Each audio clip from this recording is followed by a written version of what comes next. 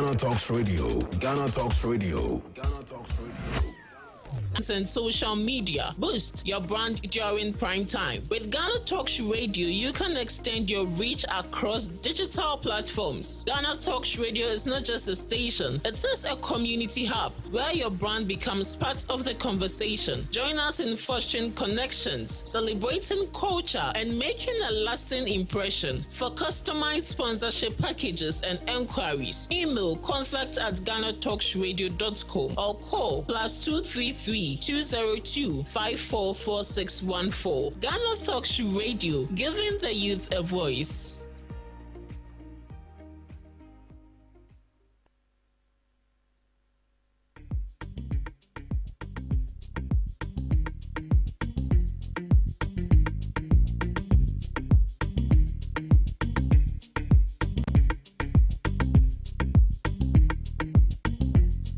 This is Ghana Talks Breakfast Show, your morning companion.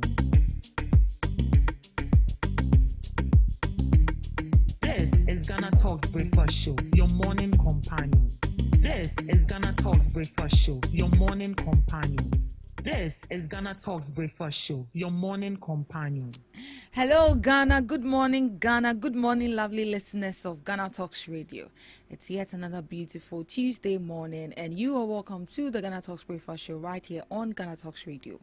This is the news headline review. Here we bring you all the latest headlines making waves in the news. From business to politics, from sports entertainment, we got you covered with the most relevant stories and informed perspective right here on the Ghana Talks Breakfast Show. And I am your host, Ruth Essen Namfiagbedu. And you know I can't do this alone, so we are here to digest the issues together with Miss W. Adoso and Miss Regina Bless. Good morning, Miss. Good morning. Good morning, Miss. How are you doing, Miss Regina? I'm good, Miss Esenam. Yourself? I'm fine. Miss Debbie? As usual, the grace is sufficient. Is your dress wine or burgundy? Wine. Wine. It looks good on you. Thank you. You're not looking bad yourself. Oh, thank you so much. And Miss Regina is looking empty and everywhere you go. All right, you're welcome to the Ghana Talks Breakfast Show. And this is the news headline review. Are you ready for me? Okay, let's dive into the news item for this morning. Miss Regina, it's like you're on my case this morning, but I'm not taking breakfast yet. I need to regain strength. Okay, all right.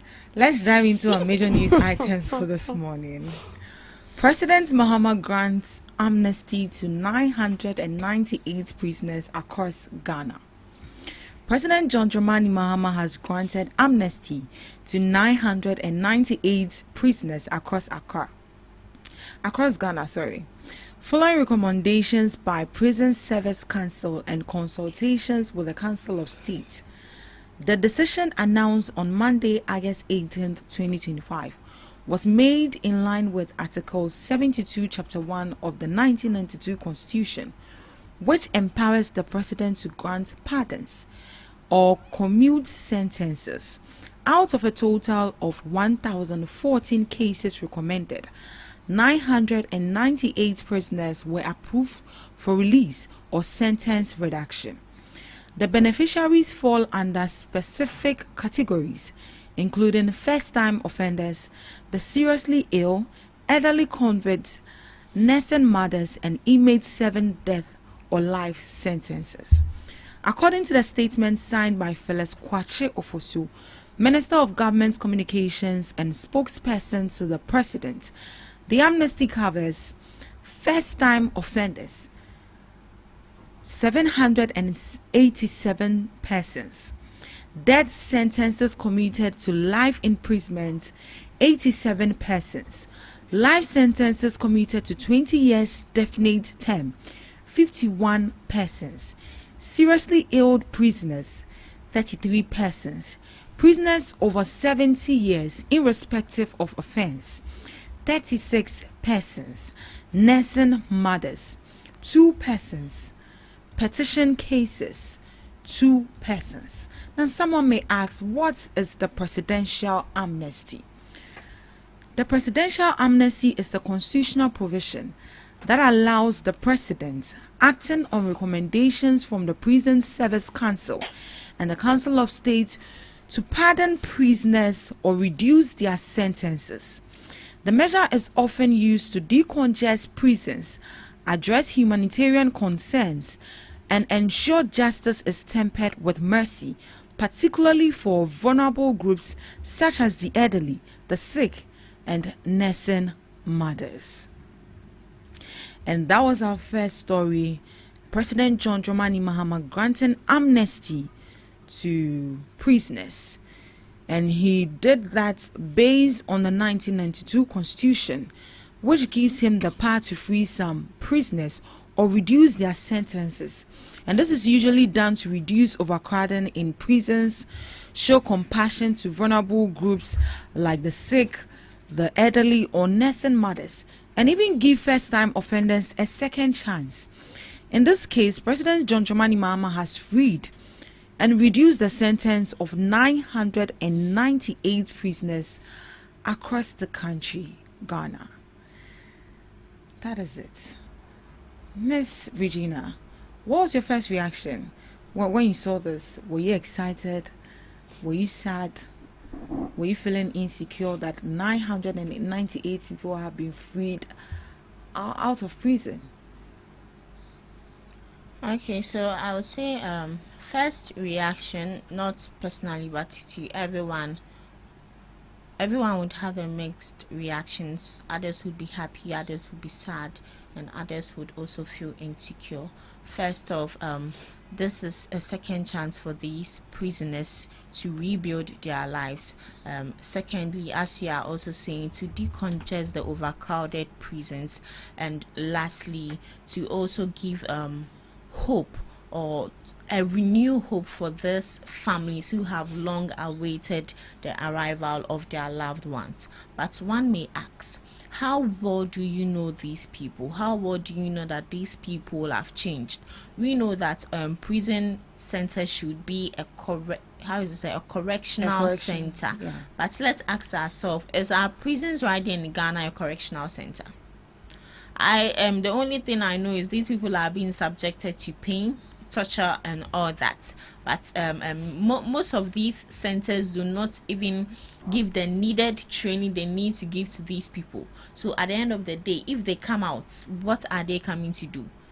Yeah. So that should I say, let people alone feel insecure, because we don't really know how these people have changed. If they are really should I say, okay, to make sure that they walk in the right path, it would cause fear, because some people will be like, na nipa we obeka woni mpo say wasesa say bia krono no ye no no obeye say we ku nipa no no obeye or something like that. Because sometimes this presidential pardon, irrespective of your you can say offense, you can be pardoned. So I think that it's a great move and it's a good call, because sometimes some people, when you look at some documentary on prisoners, someone has remained in remand for more than sentence or more than it. Obi wo honka yendi na asemi, obi wo ha yen hwe ne fam mpo ye oda ho keke ya chino na yede na atum, just like that. Yeah, so I think it's a great move, since it would be you can say the prisoners, because our prisoners our prison centers is overcrowded. Honestly, they are packed like sardine.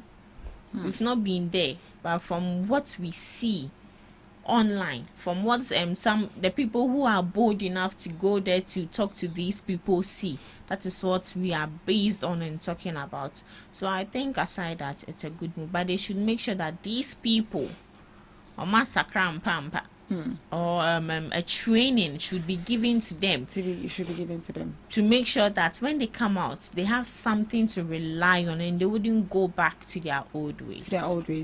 Do you think these people should have been vetted even before they were being freed?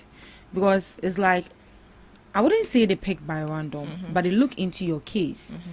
But in a way, do you think they should have met these people maybe personally, or maybe hear their story rather than relying on the documents? We understand book no lie, but do you think they should have been vetted one-on-one before? At least those people should give us that assurance that as we are giving you the freedom to go out there, you are not going to do what you did before you ended up here. Yeah. Okay, so I don't know how the procedure looks like, but I know and I believe that after looking through their documents or their files, they wouldn't just go just like that. They would definitely meet the president. You definitely have to meet the president. And I say be a president, no beba bekasa. But I don't think that since you've been pardoned, then just like that you take your things and you leave. You have to even go through the right process, the right protocol before you even leave. Yeah. So I think communication would be held with these people.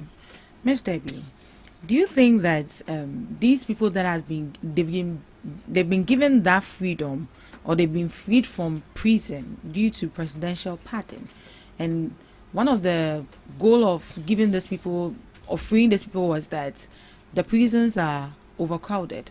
Don't you think the government should focus rather on reforming the prison rather than freeing these people? Until when we keep freeing people who are who are first-time offenders, who are necessary, who have done something wrong, but because our prison centers are overcrowded, we have to let these people go rather than reforming the prison? Yeah, so I'll take it from two angles. The first angle is you are right. We are supposed to expand our prison offices, because where these people sleep, the way they pack them to sleep is kind of funny, but it's serious.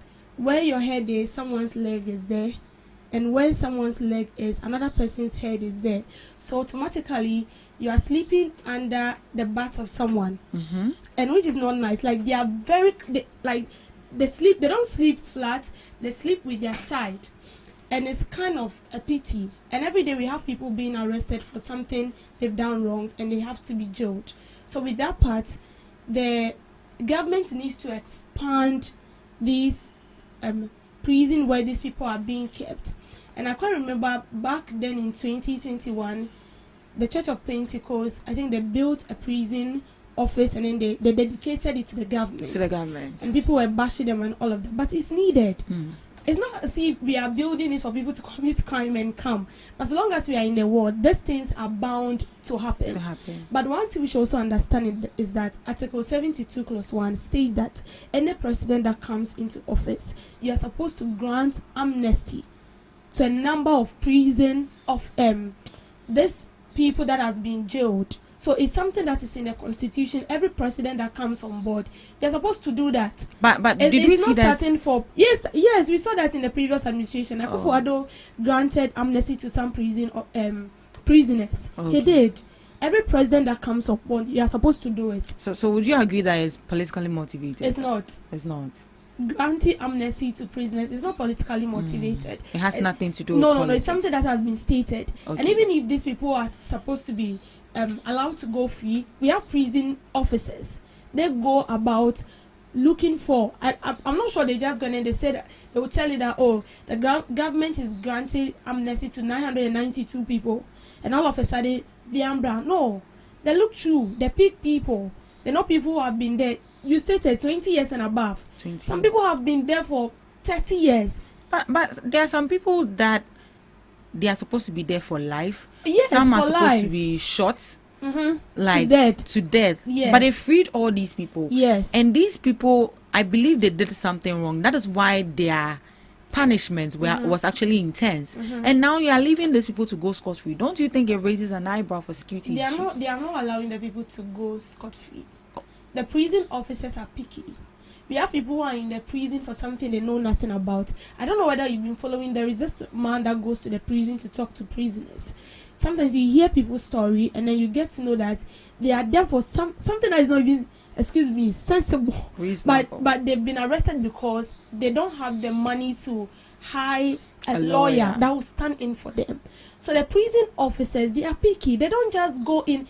Imagine someone who has murdered an innocent person, citizen, and the person has been jailed for years, you don't go and grant that person amnesty. Well, they have granted those people amnesty. Not all of them. No, we are not there. Have they stated the number of people they've granted They amnesty? said death sentences commuted to life imprisonment, 87 persons. Yes. That they are supposed to be, like, their sentence is death. 87 people 87, yes. have been allowed to come and join us. Come and join us. Don't you think it raises security issues for we the citizens? It does not really raise security issues. Oh, really? Okay, fine. So let's imagine the person is supposed to be there for life, and the person has been there, has spent like 30 years or 40 years in prison. Okay, 30 years or 40 years in prison. I'm sure you've learnt your lesson. So coming back to the society. One, as you said, it raises questions because I believe people don't change. People do not change. You just said people don't change. Yes, people don't change. Have that in mind. People can never change. So if somebody kills someone, the person is being sent into prison for life, and then you come and then you feel like, oh, I want to grant you amnesty. The president has been so fair enough saying that you look among them. People who have been here, people are supposed to be jailed like for life, but they've spent like 50 years in prison, or they've spent like 40 years in prison. You grant them amnesty, and then you feel like coming out is a privilege to fool. You will go back. For that you will go back. So the president granting you amnesty is not a privilege for you to come and do more, and it's not a privilege for you to come and seek revenge. Or maybe perhaps they're on amnesty. They've been freed through amnesty, but they're on probation. So maybe they'll be watching you. Maybe they'll give you like 5 months. If you see that you go back to your old ways, they bring you back. Maybe we should just assume. I've not heard anything of that. Yes, but we should just assume. But I'm just thinking. So let's just assume that they will do that. Because see, fine. They've done one thing or the other that led them to be arrested and then jailed. Exactly. And then they've been there for God knows how many years they've been there. And then the president comes, and he said, "Well, it is in the constitution. I'm supposed to obey." Every president comes and do it. Then unless we change that in the constitution that you're not supposed to grant and it's not done only in Ghana. You're not supposed to grant amnesty to prisoners. Then that we know is fine. But since it is written in the constitution, you are supposed to obey and you are supposed to do it. And as much as we know that these people, some of them are serial killers, some of them you don't even know what led to that. But let's give the benefit of the doubt and allow these people in. I believe. Well, as I said, I don't believe people can change, but you don't know. Well, for me, I feel very insecure about this. But what is insecure? Because they've granted amnesty to a lot of people. President Akufo those times. Maybe I've not really paid attention like I am right now. They did, and some people, trust me, some people come out and then they have a change of mind. They are coming back to do something meaningful for their lives. See, going to the prison for a second, do you know what they go through? Do you know what they go through? People don't change. Yes, people don't change. I know, people don't change. But sometimes the torture can even make you feel like, well, let me do something beneficial to my life. But if still you don't, and then you get in there, trust me, I know that there are a lot of people that have been granted amnesty and they go and fool. Your record is already there. And then you come back. Such people, prisons officers do not grant you amnesty. They have record. They don't just go and they tell you that come out, yes, do 990 to no. Okay. They go through their records and then they pick people out. Miss Regina, do you think that Agada is qualified to be part of these people to be freed? No. For that I don't know. Why? Why did you say no? Bluntly like that. Why? Yeah, I mean she's a first-time offender. Nah, she's not a first-time offender. First-time offender doesn't mean say I don't even know how to put it. You came in fresh, so you're supposed to experience the Not even that year. No, first-time offender. She's not a first-time offender. Why No, that? I mean like someone arrested to jail for the first time. For the first, you Yeah. cannot that be is granted the amnesty. Really? You don't get me. I don't get you. Someone being jailed, like you went into the prison fresh, like newbies. Mm-hmm. like in a senior high school, and then the government is granting amnesty. They don't grant you amnesty. But I just came. You just came. Yeah, so you're supposed to experience it. How many days and what they ever grant you amnesty? Oh, really? Once we have people that have been there like 30, 40 years. No, you have to go through it and experience how it feels. If Agrada has, has offended anyone, if Nana Agrada has offended anyone before and she's still there. A first-time offender is someone who has committed a crime for the first time. For the first time. And has no prior criminal record. Good. So it means that Nana Agrada Agrada is not qualified to be a first-time offender. Because she's a criminal. She's a criminal. Yes. So. Oh, when I saw it, I was so happy. I was like, oh, finally, Agrada is going to be part of the first time. Yeah. Senna. Oh. All right. Moving on to our next news item. Scrapping key policies has killed opportunities for jobs.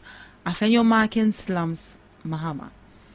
The Member of Parliament for Efutu and Minority Leader Alexander Afenyomakin has accused the John Dramani Mahama administration of abandoning key initiatives introduced under the Akufo-Addo government, a move he says has worsened Ghana's unemployment situation. Speaking at the Grand Deba homecoming and handing over ceremony of the Asante Student Union at the University of Ghana on Sunday, August 17th, Afenyomakin said the scrapping of flagship policies such as the One District, One Factory program and related tax exemptions has discouraged investors and slowed job creation. He also added, more than 1 in every 4 Ghanaians wake up every morning with no meaningful job to go to. Our overall unemployment rate is nearly 15%, according to official sources. When young people can't find jobs, it is not just an economic problem. It becomes a threat to our national security in a region experiencing various forms of armed conflict. He added that the discontinuation of the 1D, 1F and the suspension of tax waivers that supported industries had killed opportunities for sustainable employment. He also stressed, this is what it means when a government fails to create the right economic environment to inspire the creation of new jobs. Young people must innovate to create their own. When leaders won't build opportunities, the next generation of leaders must build them from scratch. The choice is simple. Either we solve the unemployment crisis or it will solve us in ways we won't like. Ms. Debbie, what are some of the ways unemployment will solve us if we don't solve it? I don't get it. How unemployment will solve that? Will solve us. That was what Afenyomakin said. That if we don't solve unemployment will solve us. So I believe he's trying to say that if we don't solve unemployment, we are going to suffer the consequences of that. And that has to do with we having a lot of people, a lot of youth walking about unemployed, and the best thing they can do is engage in devious acts like robbery and stuff where they can get money. And trust me, they'll start from his house, the house of the ministers. Yes, because they are not doing the right thing. You see, when I saw this yesterday, I laughed. I laughed because he mentioned the 1D, 1F that was started during his administration, and he said, according to him, this current administration refused to complete it. And I was laughing. How many 1 district, 1 factory did they start? At my place, it was only a hole. It was only a hole. How many did they start? How many were they not able to finish that they are expecting the government to complete to employ people? I'm not trying to politicize this. Unemployment is a very crucial issue that we are supposed to look at. Right. Regardless of which political party is in power. But let's look at this side. You are saying that your government started a lot of private work that has to do with the 1 district, 1 factory, and they go to the region, they see what is dominant, vegetations that is dominant. Maybe when they come to this region, yam is very dominant here, or plantain is very dominant. What factory can we bring there? Maybe tomatoes. what factory can we build here to help these people and employ people from this region? How many did they build? And how many were they not able to complete that they are expecting this current administration to complete and employ Ghanaians? Let's stop being scatterbrained. But see, unemployment is something that we need to tackle. And you see, he made a statement there that in a way I agree with him. Sometimes you are supposed to create a business for yourself. For yourself. Yes, you are not supposed to wait for the government to employ you. Yeah, it is good to go to school, have your degree, but trust me, after the degree, getting a work is not that easy. It's not that easy. It's not on the floor. And therefore, It's not on the floor. it's not on the floor. You're supposed to, struggle to get what to do. And sometimes the mistake we do is stay at home. After we send the application, we stay at home and then we are waiting for these people to call us. We don't follow up. We don't even sometimes you follow up, but they will keep postponing. Oh, we will call you. And then if you're not someone that you are so determined, you give up and then you allow them to do whatever they want to do. But then you stay back at home. So you are supposed to get something doing. Even government workers of nowadays have side business too, because they've realized that the pay they take from the government is not going to sustain them. It is this side business that helps them a lot. And so with that, we are supposed to. But even with that, a lot of youth nowadays are into entrepreneurship. Yes. They are. It looks like they're not even interested in a Most 9 to 5 thing. Thank you. Most of them are no longer interested. I have a colleague who just completed. She actually did science and something at the university, KUST. She told me she's not interested. In a 9 to 5. She wants to venture into her own business. And I was like, you went to school like 4 years to study science and then you are coming to the. She told me that is what she wants to do. And so that is what she would do. And I was like, well, that is nice. You see, we have people of late, and the youth want to venture into business, especially this online business. A lot want to do it. And they are getting money. But the problem is, sometimes you venture into it, the capital to start is a problem. We've seen a lot of governments bringing up initiatives where they're pushing this youth into it, and then they'll be giving them capital. And I can't remember, we sat here and we were analyzing the money. We're like, the money they'll even give them is not enough to start something, but then at least. So with that, what he's saying is right. In as much as you're in school, you're supposed to do something. At the university, I have a colleague who braid. She braid and then she take lesser price. And because you don't want to go to the salon to be charged, we go to wash in the salon. We come to her, she braid for us and we pay her. And she was making money. Even at the university, she was making money. Of course. She will make her money. So with that, you're supposed to learn a skill, something you can depend on, aside you taking money from the government. But let me also remind them that it is the duty of the government to create those jobs. Most of those, let me tell you, 90% of the employment are coming from the private sector. Abayajumane here, aside the teaching and the nursing, you didn't build. Most of these works are coming from the private institution. The banks we have, 50% are from the private institutions. Things that has to do with accounting and all of this stuff, 50% are from the private institution. So if you don't do something for yourself, but they're supposed to work towards that. If your government came and he didn't do it, don't be referring this previous administration to it because you've started. I don't know much as a common and talk on a better. So don't say it. But the current administration, there are a lot of work to do and it has to do with employment. Yeah.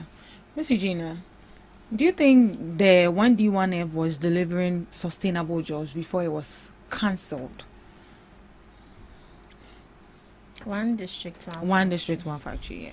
Okay, so from the little I know, this district, yeah. Do we have any factory here? Say ona oteha. Me na mete. Ah, oteha. How you chrome? Factory bi wa ha. Dabi. Me ho factory bi. Aban no. Wamba hambeka so ma mintwa so di mpoma asase we na. Mintwa hwe. Okay. All right. So from what I know and from what we've seen, the one district, one factory has not really brought any, should I say, excuse my language, meaningful project to anyone. And from what I heard, they didn't even start anything from scratch. They were just partnering with people who already had businesses. And I remember one person came out to say that he or she was doing well for himself, and Sana, this one district one factory buy the moment the government partnered, then all of a sudden everything was going bad and all that. So the one district one factory, we had it, and it was a great initiative from the past administration, but unfortunately it didn't yield any results. And I don't know if someone can be bold enough to pinpoint some of the districts where they've built any factory, and even some of the factories that we have right here in Ghana are not even working. I don't think it's other than one district, one factory. I think we have the Ekunfi factory. When this Ekunfi juice came, it was really nice. It got to a point, I say, and yet the biome, it got to a... I don't see it in the system. It's no longer there. Oh. See, Ebegu, we saying, but pineapple is in the system. Pineapple, pineapple, but Ekunfi. Maybe they're on leave. Oh, how can you be on leave like that? Even the people who brought this Ekunfi project, when they go on government meetings, and as some more meetings, some tables, so other drinks and neguso, other waters and neguso, at least advertise the product yourself. We'll call government function be ube kwasieno na Ekunfi na mo chawo na do buy onom kalipo onom kalipo.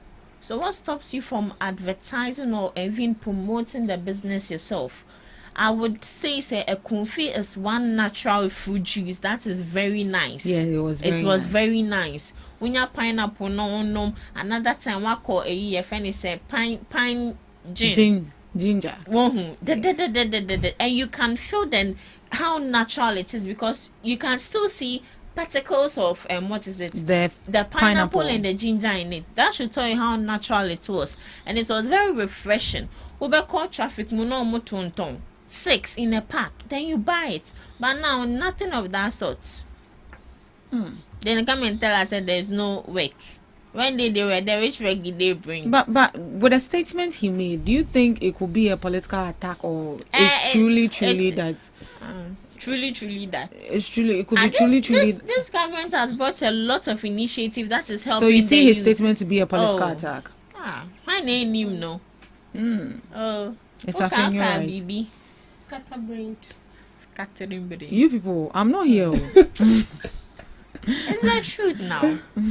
So you see it to be a political attack rather than he's saying the truth that indeed it is an attack. Let's put it that way. It is an attack. As she said, this is not an issue of politicizing it. But before you pick a stick from someone's eye, you need to make sure that you are able to see. And that's the way you would there before you complain. You during your administration, you never came out to complain. One district, one factory, National Cathedral, Agenda 111. Where is it? All right. The levy. The levy almost it will create more than millions of jobs. Where are those jobs? In their pockets. They've spent it. Oh. I hope you're marking. All right. Moving on to our next news item. Gold Board enforces mandatory receipts for gold buyers. The Ghana Gold Board has commenced nationwide enforcement of the mandatory use of Gold Board receipts by all licensed gold buyers. This follows a series of postponements and the grace period granted to traders to regularize their operations and obtain the necessary license to remain in business.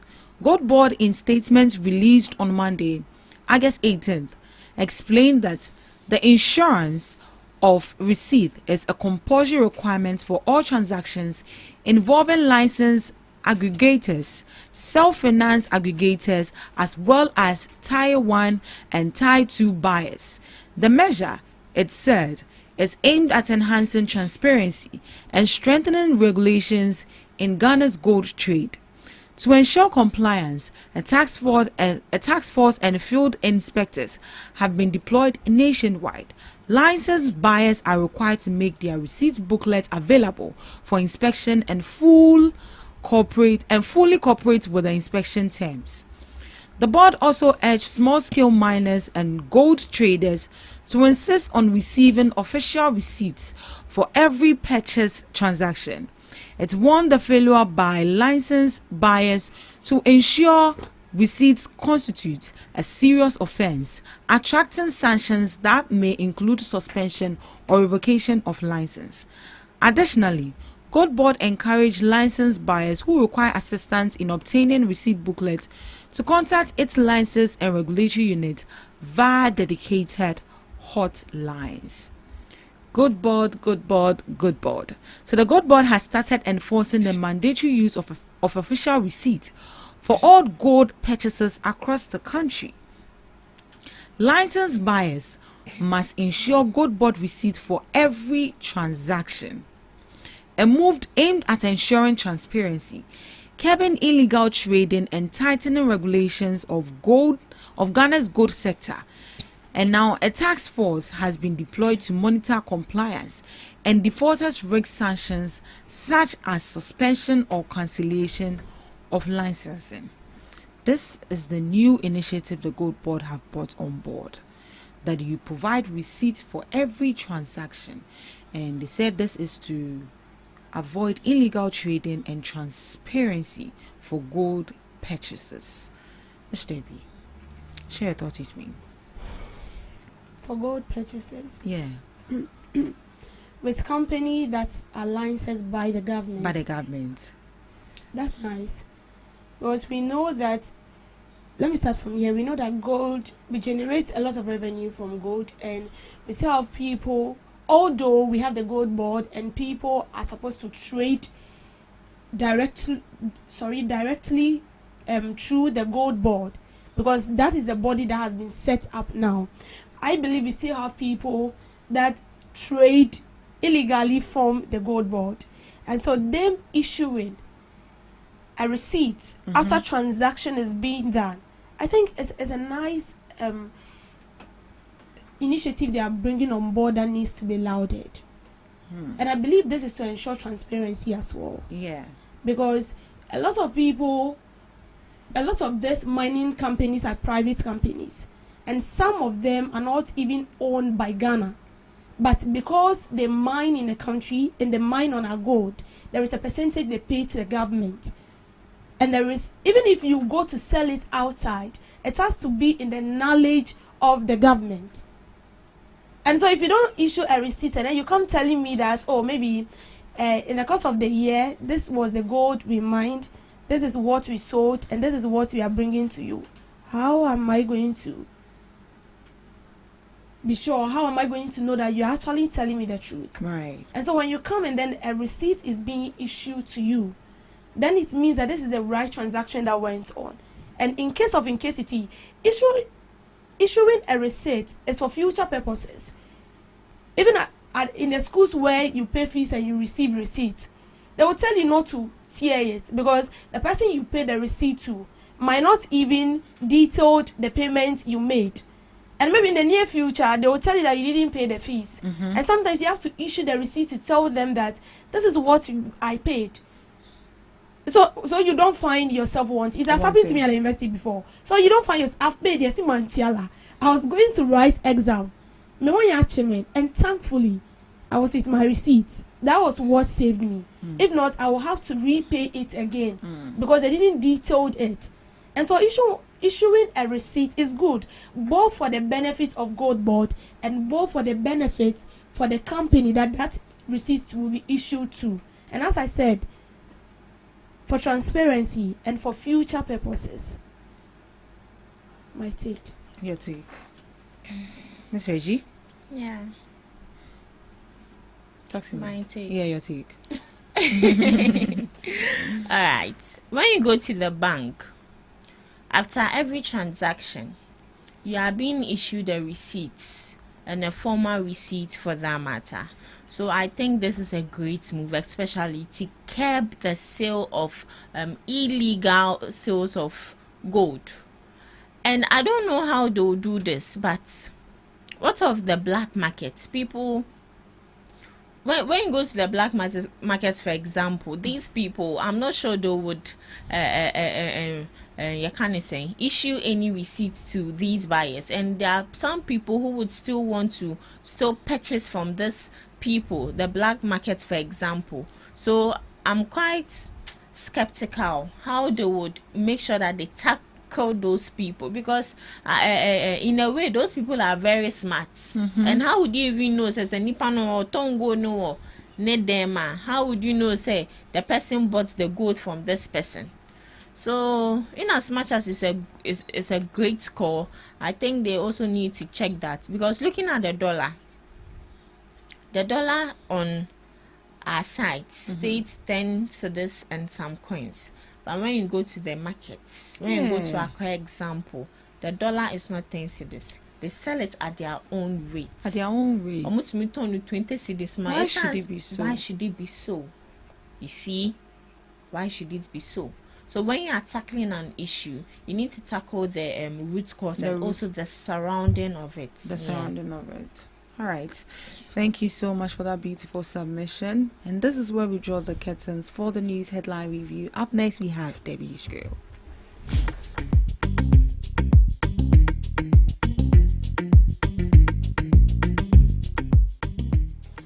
Welcome to Debbie's Grill, where we talk about issues that concern the state, void of politics, fear of favor. Old Tafo Member of Parliament Vincent Eko Asafwa is demanding answers from the government regarding the cost and details of President Mohammed's recent international trip, insisting it is within his right as a legislator to seek clarity on matters involving public funds. Speaking in response to criticism following a controversial Facebook post, he defended his decision to question the mode of the president's travel and the associated cost to the taxpayer. The Member of Parliament had earlier alleged that a private jet left Accra on the morning of Sunday, August 17th, around 7 a.m. and speculated that it may have been used for President Mohammed's official visit to Japan and Singapore. He estimated the total cost of the jet traveled could amount to 690,000, triggering widespread debate online. He also challenged the presidency, arguing that although government insists President Mahama flee on Emirates, he doubts the entire presidential delegation used the commercial flight. So President Mahama is currently on a two-nation visit to Japan and Singapore, focused on strengthening bilateral ties and promoting investment opportunities. So this is basically from Honorable Asafwa, Otafo Member of Parliament. On Saturday, the president traveled to, he's supposed to go to a two-nation tour, that is Singapore. And this is to collaborate with top institutions in Singapore on how to increase their investment in the country. And it's based on how to bring development that has to do with institution investing into our businesses and a whole lot. And the Member of Parliament for Otafo is saying that the private jet the president flown with has caused the Ghana a lot of cedis. And in response to that, the Minister for State in charge of Government Communications, Felix Kwachi, has called out the Member of Parliament, Vincent Eko, for peddling falsehood about Mohammed's travel.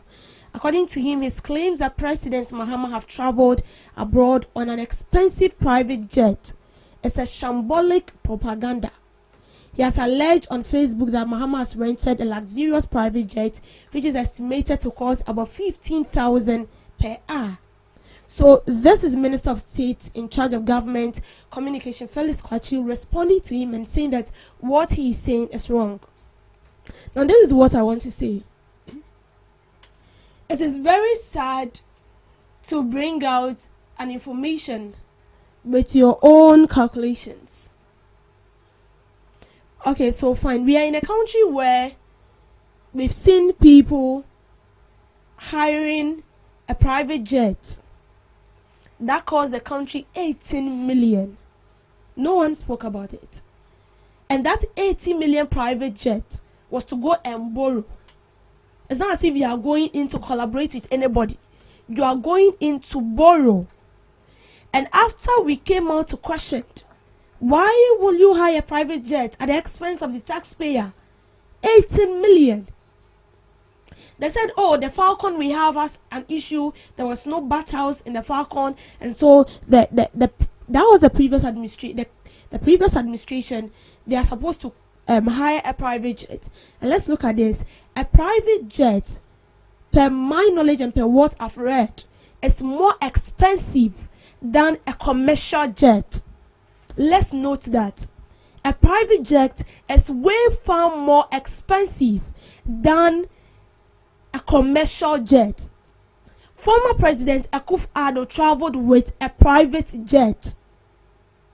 President Mahama traveled with a commercial jet. And then you come out to make this political propaganda. You see, our politicians, they are no more politicians, but they are politicians. That is who they are. They think they can trick us. No. No, you cannot. Recently, we find ourselves in a state where 8 gallant heroes lost their lives. And up till now, we are still trying to figure out whether their death was normal due to weather, as everyone is saying it, or because the plane has a problem. We are yet to figure it out. And we are in a country where if the president travels with his brother's jet, it becomes a problem. You are the same people that will come out, release a statement questioning why President Mahama traveled with a private jet, his brother's jet. I think it's about time we start questioning the minorities. We should start questioning them. And I'm beginning to suspect whether we should question them if they know something about the plane crash. Because they were the same people that was sitting at the president to use the jet that these 8 gallant heroes used. Questioning why he's using his brother's plane whilst the country has a plane. And excuse me, but as a right-thinking leader, even if you know there is a problem with this, and someone is telling you, don't go ahead to do it, you are supposed to do it. Because if you do it right now, it is not to your benefit. The next government that will come will take over. And so you make claims that because you wanted to purchase a private jet, and the current administration, who was then in opposition, said no, so you stopped. Like it's what? Like it's what? Don't sit at your home and tell me I'm doing politics. No, we are talking to the truth and the fact here. Let me refer you. In case we have forgotten. So back then in 2021, the then Minister for Foreign Affairs, Samuel Okudzeto Ablakwa, Minister of Foreign Affairs, Samuel Okudzeto Ablakwa, said Akufo-Addo, former president, hired a jet that cost the state 14,000 per hour.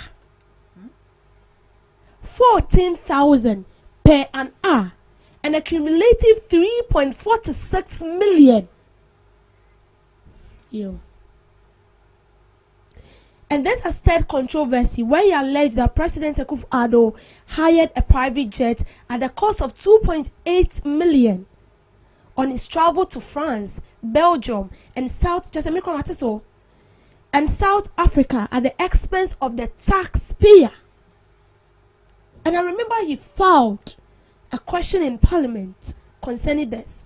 14,000 per hour with a private jet. The former president went to France not for anything but to beg. They were the same people that were saying that Ghana is beyond aid. Ghana is beyond aid. We are not beyond aid. Because even with this whole thing that we say we are beyond aid, we still go out there to lend money. Imagine you are coming to borrow money from me, and then you come with a private jet that costs 2.8 million. What are you trying to tell me? Excuse me, I'll say it to be someone who is not a Ikaka.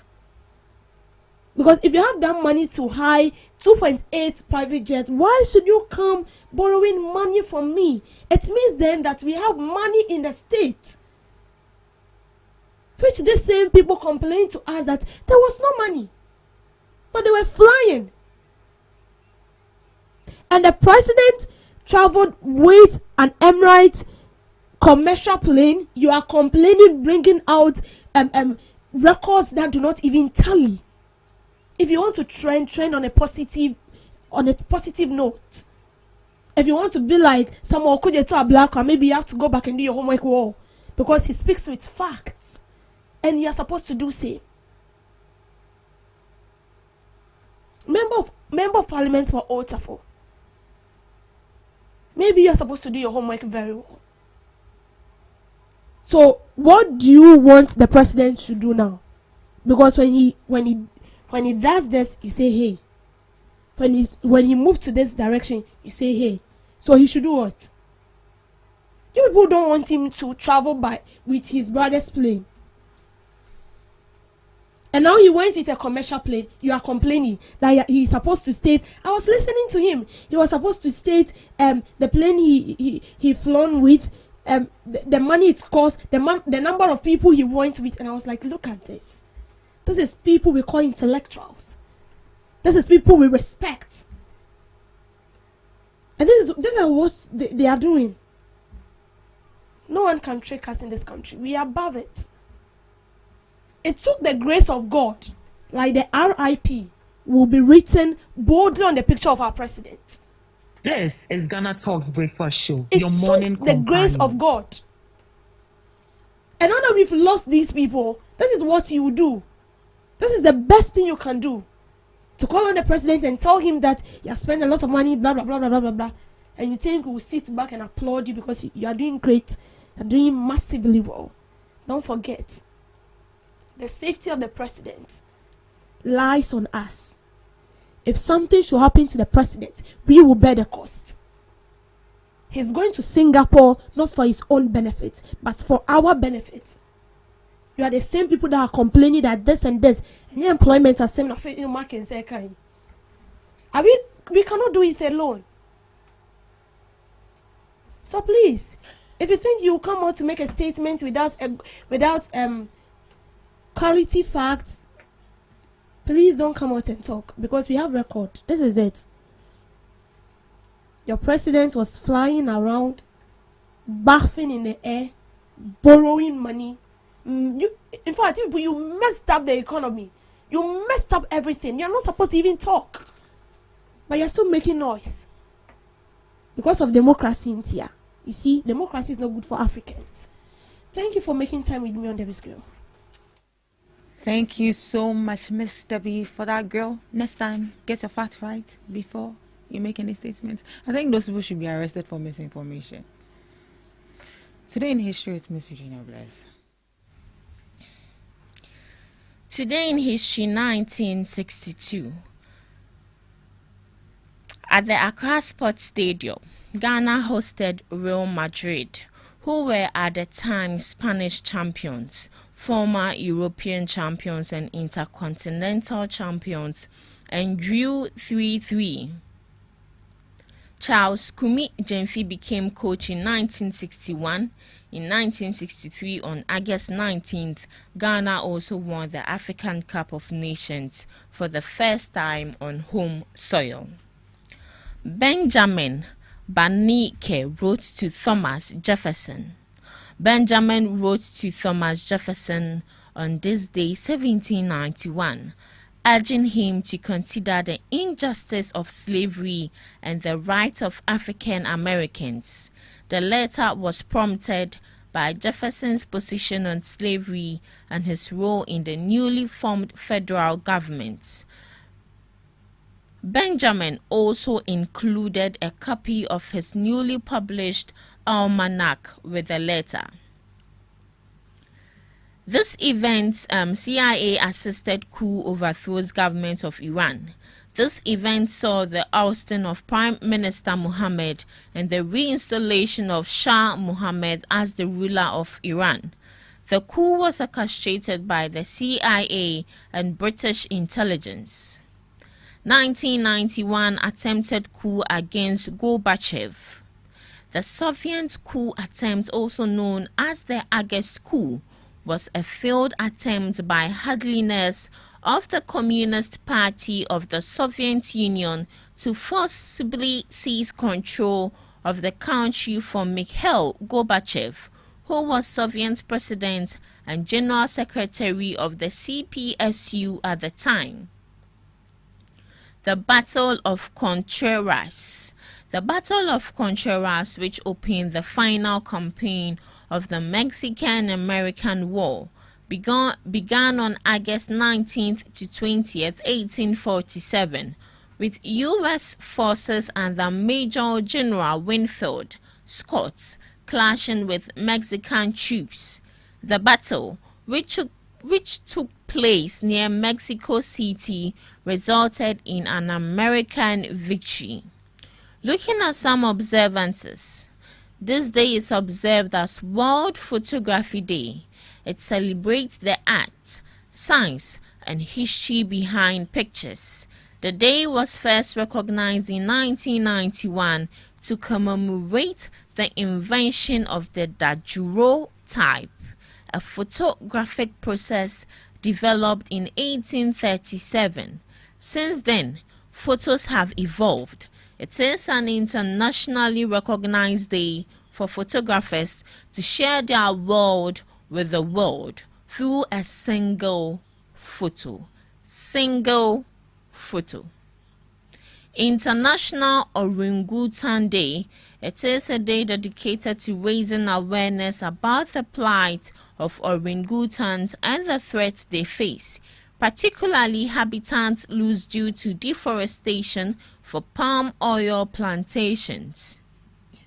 The day encourages action to protect these critically endangered great apes and their rainforest habitats. International Bow Day. It is a day to appreciate and celebrate bows as a fashion accessory and a fun, stylish addition to clothing and hairstyles. Lastly, World Humanitarian Day honors humanitarian workers and recognizes the efforts of those who dedicate their lives to helping others in crisis situations. It also commemorates the 22 aid workers who tragically died in the 2003 bombing of the UN headquarters in Baghdad. The day serves as a global call to action, advocating for the safety and protection of humanitarian workers and the well-being of affected populations. And that's all for today. On Today in History and some observances of the day, live on GhanaTalks Breakfast Show. Thank you so much, Miss Regina Bless, for Today in History and some observances. Today is World Photography Day. It is our day. Yeah. Single photo. So I have to take a Don't single go and photo. post plenty. I shouldn't post We plenty. know you.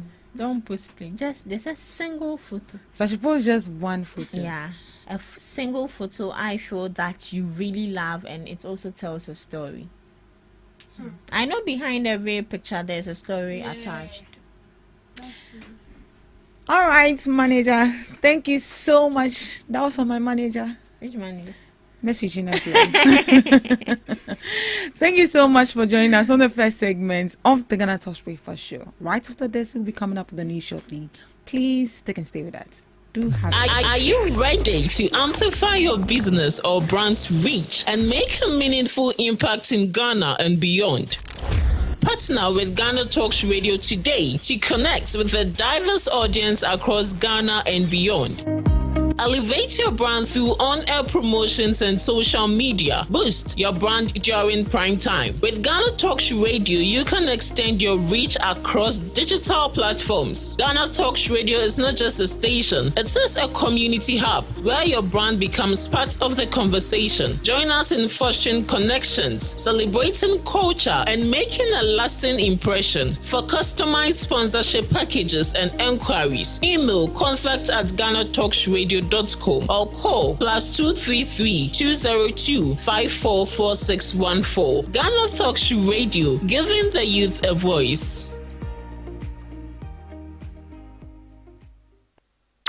Ghana Talks Radio, #1. We bring you local news, business news, international, sports, and entertainment news.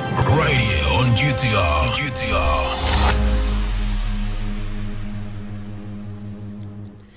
Good morning and welcome to the morning news on Ghana Talks Radio. Coming up, President Mahama grants amnesty to 998 prisoners. Attorney General calls for crackdown on corrupt middlemen in business transactions. WAEC pledges to protect candidates in unstable regions. ECOV sent a SAFWA 6 disclosure of presidential delegation. These and many more coming up your way shortly.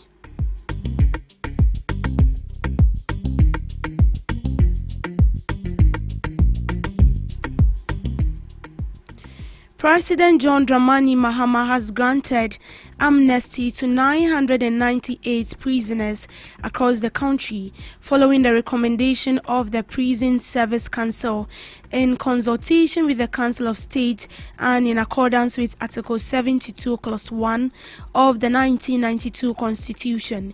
The decision forms part of the President's constitutional mandate to exercise the prerogative of mercy in deserving cases. A total of 1,014 inmates were recommended for amnesty, out of which 998 were approved. The presidential spokesperson and Minister of Government Communications, Felix Kwachiofosu, confirmed the decision in a statement. Moving on, Attorney General Dr. Dominic Ayenin has called for the elimination of middlemen known as Goro Boys who facilitate business transactions through corrupt means.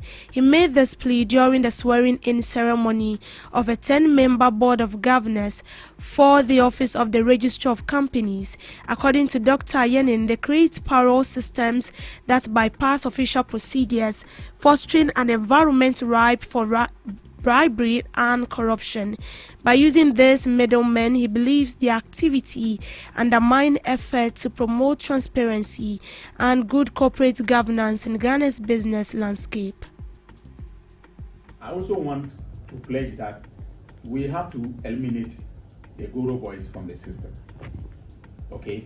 Because they raise the cost of company registration. I'm not, a fan of bribes, but what they end up, getting people to do is to pay bribes in the system. So, for instance, the Goro Boy takes his, fee in quotes, but has to give somebody in the system part of that fee in order that the person will, speed up the registration for the Goro Boys client. Okay, so much as it speeds up the system in a way, it is a very crooked way of speeding up the system. And then it also encourages bribery, of public officers who are genuinely doing their business. So if we can eliminate all the bottlenecks and make it possible for people to come in, either physically or remotely, be able to register companies with ease, we will be able to eliminate the specter of Goro Boys, always hovering around the place and then making it possible for or impossible for people to go through the process of registration smoothly. The West African Examinations Council has announced provisions for candidates in conflict zones to safely write the 2025 West African Senior School Certificate Examination (WASSCE). According to the head of the public affairs at WAEC, John Kapi says the council prioritizes the safety and well-being of its candidates. Meanwhile, the Ghana Education Service has reaffirmed its commitment to safeguarding the well-being of candidates seating for the WASSCE in regions affected by conflict. The Director General, Professor Ernest Kofi, emphasized that GES is working closely with security agencies and examination supervisors to uphold the integrity of the exams and ensure candidate safety. In addition to security measures, psychosocial support services are being provided to help students cope with the emotional impact of ongoing unrest in these areas. There was a problem in Zwarungu, also in the Upper East region, and so some of the candidates who hail from Boko have chosen to go back to Boko and write the exams. They don't want to write in Zwarungu because they feel safer in Boko than in Zwarungu. So provision has been for them also to go back. They have also been provided accommodation on campus, so they can stay in school and write the examinations without any difficulties. In Nalerugu, we also have been in touch with the officials over there. They indicate the place is safe. They have made enough provision for security. Again, they are ensuring that no candidate is loitering in the course of the examination. And so they believe that the candidates will be able to write over there. The same thing applies to Nkwanta. So in all these areas, we've been in touch with them, and we are in constant touch with our person in the regions so that they give us feedback as to, what the security situation is and then what can be done about it. But for now, we believe that whatever measures have been put in place are going to work for the smooth conduct of the examination. These are early days yet anyway. We hope that things will go well for us as we move on. The Member of Parliament for Old Tafo Echo Vincent Assefuwa has requested that the delegations accompanying President Mahama on his trip to Japan and Singapore be made public. This demand for transparency comes amid a backdrop of controversy surrounding government officials' trip abroad. He questioned the legality of government decisions as unlawful. Meanwhile, the outcome of the trip is expected to attract more investment, expand market access for Ghanaian goods, and strengthen cooperation in technology, finance, infrastructure, and human capital development. When you talk about attracting investment, about which people is he going with? Is he going with his Minister of Trade? Are you aware? Which flight did they go with? Go with the same flight that the president went with, or the chartered flight that we saw leaving here? Analyze these issues very well. That has been the law. And can graphic with the picture of Ghana when he's entering the plane. But we are not saying that. It has been shrouded in secrecy. And you find government officials even talking about it, still failing to let us know that at the idea when the two can answer flights when the two coin. Now, how free of a free we don't know anything like that. Go and check the calculations that are made on the platform, our Facebook platform. So you check the calculation very well. The flight is free. A year Accra. Let's say jet it costs $15,000 per hour. Let's say free Hako Germany 7 hours. 15,000 times 7 is 105,000. What is wrong with this one? The flight left around 7:13 a.m. I'm telling you that the delegation, which flight did they use? Honestly, or those delegation, which flight did they use? So now, number one, more allegation said the calculation I made was wrong. It's not the case, because every calculation that I've made there is sound. Because multiply 7 by $15,000, it will give $105,000. Multiply 12 hours by $180,000, that is the continuation of the flight from Germany to Japan. It will give you $180,000. What time did they leave? Why are we not knowing the delegation? Why are they hiding those things from us? Because they will be that. So I'm paying you to go for investment. One Kasa would be away in 2013. Any president, a good part of the will show statements in now will show the ministers or the people, the GIPC, you will see UOPC and the or Komo investment. Why is it that this one is hidden? Why is it that they don't want us to know? Anytime we know free ask those questions, those with the information, that is the government officials, will resort to insult without necessarily responding to what we are raising. And I'm seeking answers. I'm seeking a matter of style. You can use if conditional statements to ask questions, to ask the to even say things that obey demanding answers from people. So I have not made those statements conclusively. But all that I'm also asking from the government is that they should be transparent enough. These are the standards they themselves set when they were in government. Okay. Now, are they telling us that because of national security, almost give me a hope on my penny flight or the Koyana, and I can perform the Koyana? One, the cost to the state is my worry. Two, the people that we traveled with are my worry. The lack of transparency that is surrounding this whole issue as far as the president's travel is concerned, it's also my worry, because why should it be the case? Remember, first man in the issue, all the delegation of Mokodinano, or Motipedian, the presidential gets no number they call, yeah. How much is it costing the state? Galamseyers have issued threats of armed robbery in response to the government's intensified crackdown on illegal mining activities. This development comes amid escalating tensions between security forces and Galamseyers after the Inspector General of Police Special Anti-Galamsey Task Force attempted to seize excavators engaged in illegal mining. The operation led to a gunfire exchange, leaving 2 community members injured. 4 suspects arrested, including a local assemblyman, Patrick Asari. Illegal mining remains volatile, with the government and security forces working to restore order and protect Ghana's natural resources. And we got there. The only thing they told us that it is true that our clearance have expired, but as it's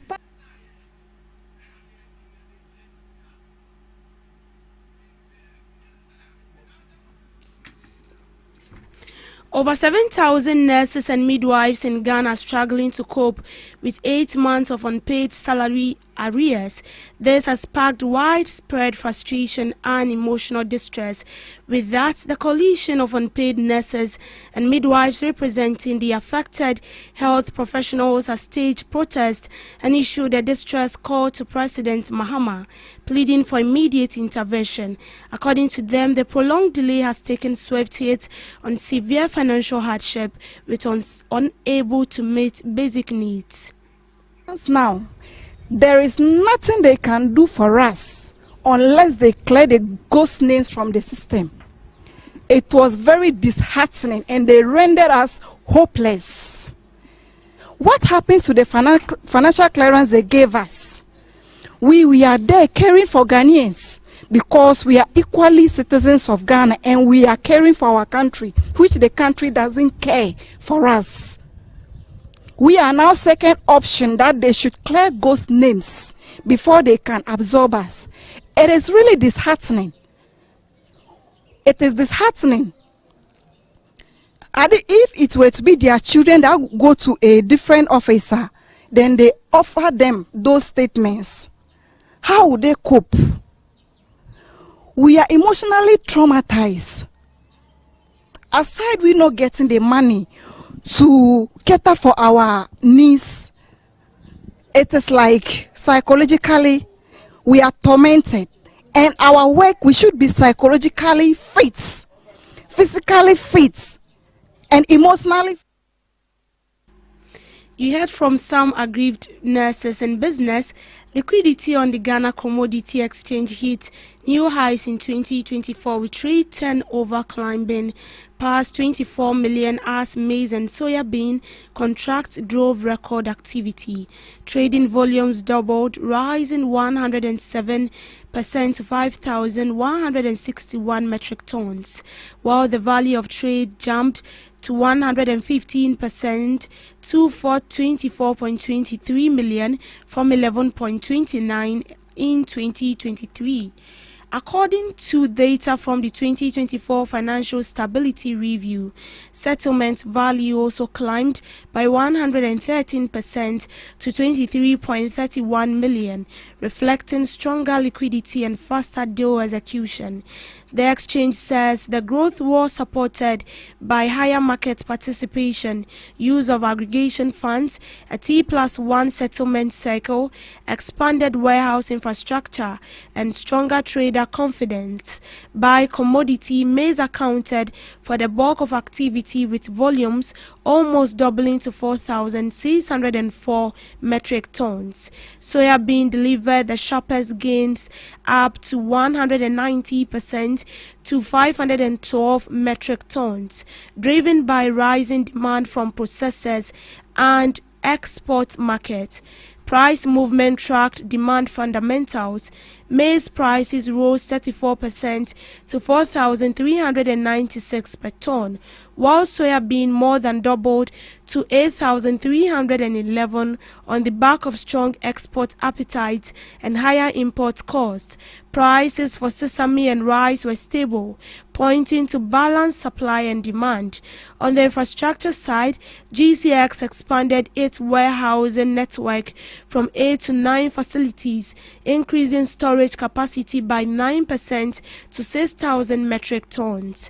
The warehouse spread across Ashanti, Bono, Northern, Upper East and Western region, expected to improve access for farmers and traders while easing liquidity pressures. In total, 4,898 contracts were executed, representing 122% increase, with a 6-year compound annual growth rate of about 14%. The exchange is cementing its role in price discovery, expanding market access and strengthening Ghana's commodities sector. The Volta Regional Directorate of Food and Drugs Authority, in collaboration with security agencies, has intercepted a large consignment of tapentadol hydrochloride tablets known as RED at the Congo border. The seizure made on August 14th involved about 7,700 tablets of 250 milligram tapentadol, valued at 11.5 million. The drugs were concealed in sacks aboard a truck with registration number TG6891, which was en route from Nigeria to Ghana. Confirming the arrest, Volta and Oti Regional Head of FDA said the consignment was intercepted during a routine surveillance operation. The driver, identified as Oliver Takra of Go Express Transport Company, and an agent were immediately arrested and handed over to the police. 2 additional suspects, including a Nigerian man and a woman believed to be the intended recipient of the consignment, are currently assisting with police investigations. The FDA indicated that the seizure contravenes Section 122 of the Public Health Act 2012, Act 851, which prohibits the importation of any medicine, herbal product, medical device, cosmetic without necessary permit. Akoglu further explained that medicines are not permitted to enter the country through island borders, stressing that Kotoka International Airport and Tema Harbour remain the only legally approved entry point. He warned that offenders face severe penalties, including a prison term of up to 25 years. He assured that the suspects will be prosecuted per law and commended the collaborative efforts of the Custom, Excise and Preventive Service, the National Investigations Bureau, the Narcotics Control Commission and the National Security in the successful operation. This interception is a clear signal that we are committed to protecting public health and ensuring the safety of Ghanaians, Mr. Akrugu said. To sports, Gbese Manche of the Ghana State, His Royal Majesty Dr. Ni Ayibonte II has described the Gbese Manche Homowo Peace Cup as the perfect climax to the Homowo celebrations. Speaking after Accra Heart of Oak 2-0 win over Kwando Heart of Lions on Sunday, the chief explained that the annual football fixture has become a key part of the festivities since his installment. He emphasized that Homowo is about peace and thanksgiving, symbolized by the sprinkling of Pokwe on the Sunday following the festival. First of all, I need to congratulate the organizers. Since I became chief of the Ghana State, every year we celebrate Homowo, and Sunday is the Thanksgiving, so we chose to mark it with a football match between clubs. Heart of Oak, the club he once chaired during their golden generation, have now won trophy twice, defeating Heart of Lions on both occasions. West Ham Vice Chair Karen Brady has shed light on the reasoning behind the club's decision to sell Ghanaian midfielder Mohamed Kudus to Tottenham Hotspur. He indicated that Ghana midfielder Mohamed Kudus' underwhelming performance in the 2024-2025 season played a role in his exit from the club. He did not have a particularly good season for West Ham last year by his own standard. Brady also mentioned that the move was also necessitated by financial constraint and the need to comply with football's profit and sustainability rules. She explained that West Ham had to make tough decisions regarding player sales due to financial limitations in recent years. It is always difficult to lose players that you want to keep, but the financial restraint and the PSR and all the rules of regulations in football means you have to do some trading. Kudus left the Hammers to join their London rivals Tottenham Hotspur for a fee around 55 million in the summer transfer window. Kudus made 80 appearances for the Hammers and scored 19 goals before leaving the club in July. Despite the club's decision to sell him, Kudus has been making waves in his new team, Tottenham Hotspur. He recently made his debut for the club, assisting a brace in a dominant performance. His skills and creativity on the pitch are expected to bring significant value to his new team. In showbiz, Abena Moet, a prominent TV personality, is making waves by challenging societal norms that tie a woman's value to a relationship and sexual experiences. In a society where women are often judged harshly for their choices, Abena's bold stance has sparked conversations and inspiring others to rethink their perspectives. According to her, the notion that a woman's worth is diminished by her number of sexual partners is a deeply ingrained societal norm in many cultures. This mindset, she believes, perpetuates harmful stereotypes and contributes to the objection and shaming of women. By speaking out against this, Abena is advocating for a more inclusive and respectful understanding of women's autonomy and individuality.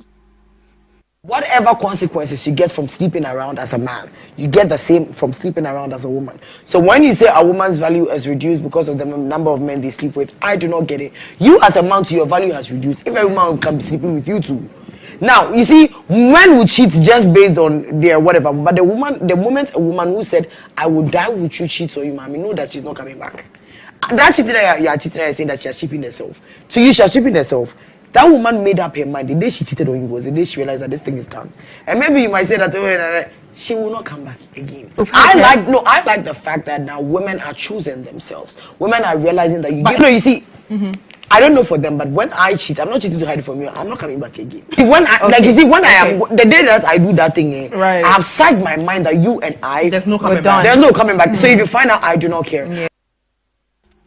Ghanaian filmmaker Socrates Safo has revealed that he was the richest man during his early days in the movie industry. The director explained that his involvement in film production earned him substantial wealth at a young age. He credited his success to the guidance of his mentor, Steve Asari Hackman of Haki Films. Safo also urged people to respect God's divine direction in their lives, stressing the need of prayer.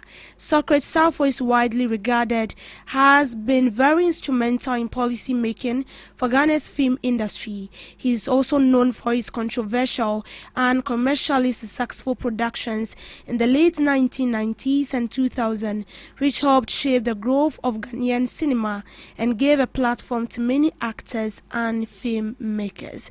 And that is how we wrap up for now on the morning news broadcast. Do well to log on to www.GhanaTalksRadio.com for more news updates. I am Deborah Dawson, and I will be back with subsequent news bulletin later in the afternoon. Until then, do have a good morning.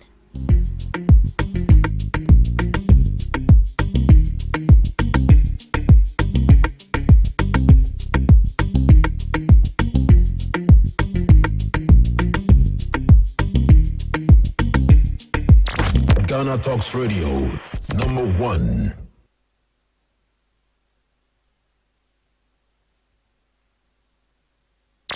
Ghana Talks Radio, number one. Hello Ghana, hello worldwide, I'm Mr. Level Bam. Now listen, every Tuesday and Friday, beyond the time it's going to carry bro. Our Ghana Talks Radio, 7 p.m. sharp. Now Tuesday, we're gonna talk about our culture, our history. My 20 things about Sam. Now on the Friday, you bars on bars. You better rap, you better say it. No artists go join me in the studio. We're gonna discuss about music and business. Or you singer and now you rapper, you think say you get bars. You go fi spit fire now. Listen, make you join me with studios. Our Ghana Talks Radio and yes say then our day. Me say download the Ghana Talks Radio app no. Our Play Store and the App Store. Na tune in and say this what you see baba live on Facebook, ko Instagram, any Ghana Talks Radio page and so now listen. Ebe your fire. 1 year, Konya, Wading, Jajan.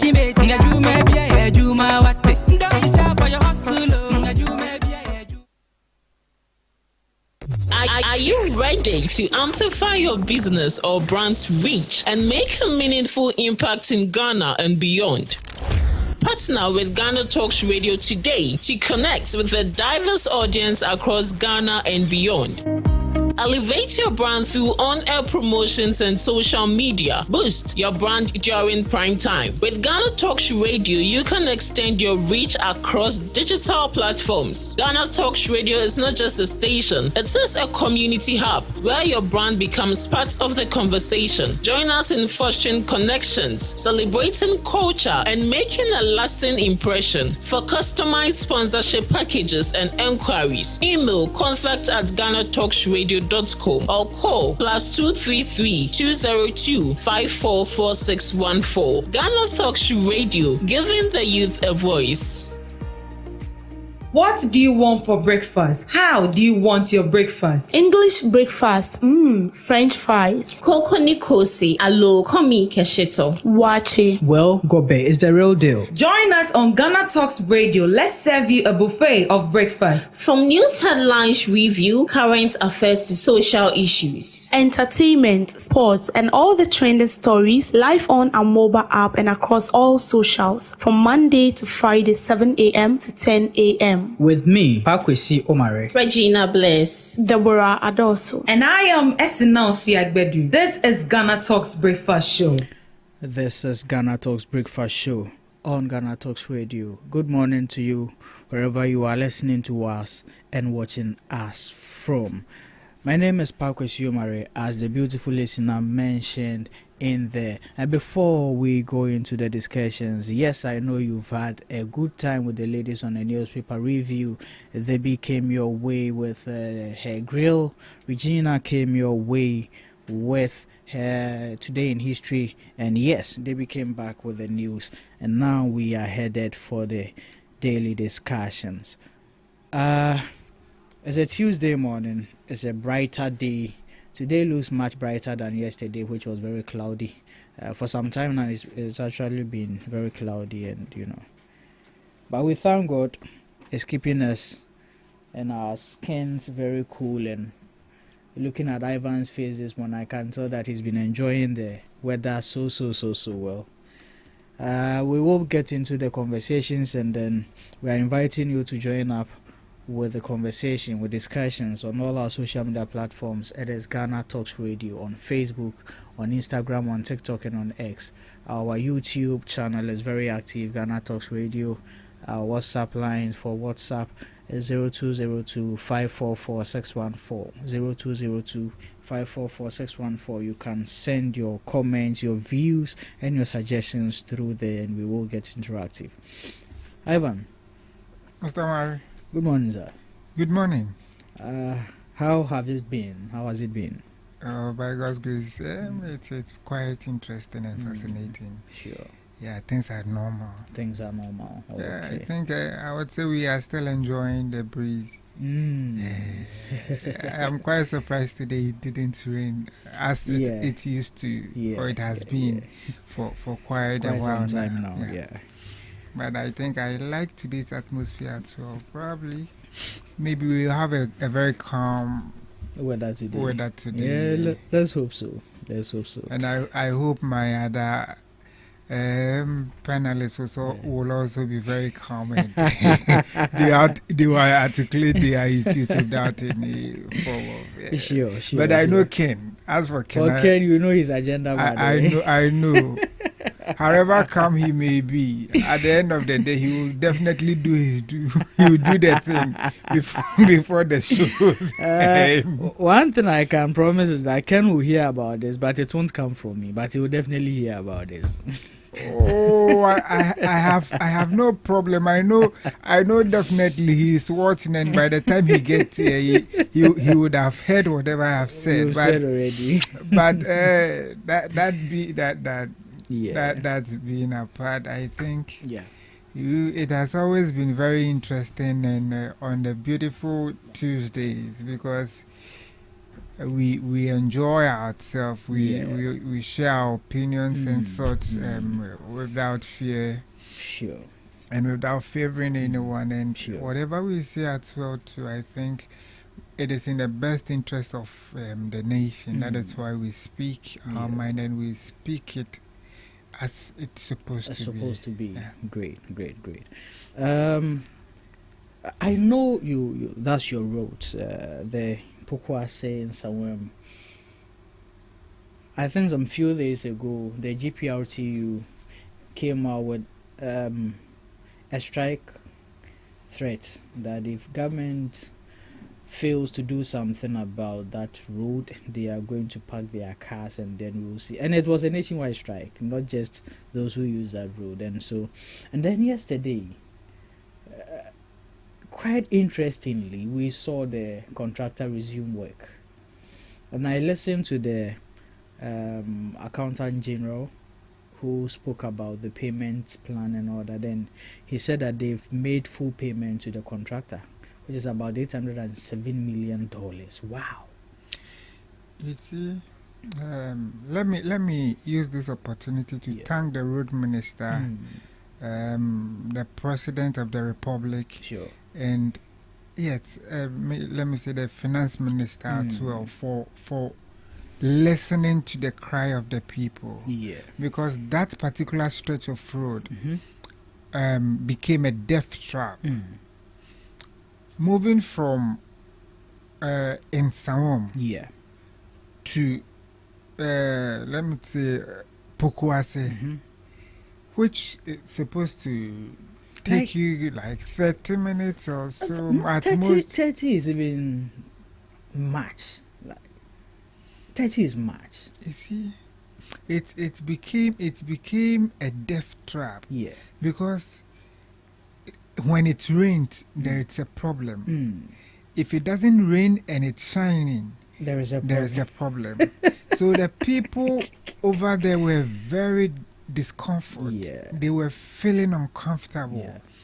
And the worst of the situation is, if the contractor has still been on site and they facing that challenge, they will have the assurance and the hope that, oh, in no meantime, this stretch will be done, and we think we will have a little bit of easiness. Sure. But the contractor left site because he hasn't been paid the receipt that he raised, the certificate that he raised, that they have to pay him. He hasn't been paid. But then, oh, sorry. Then you ask yourself, why has it been so?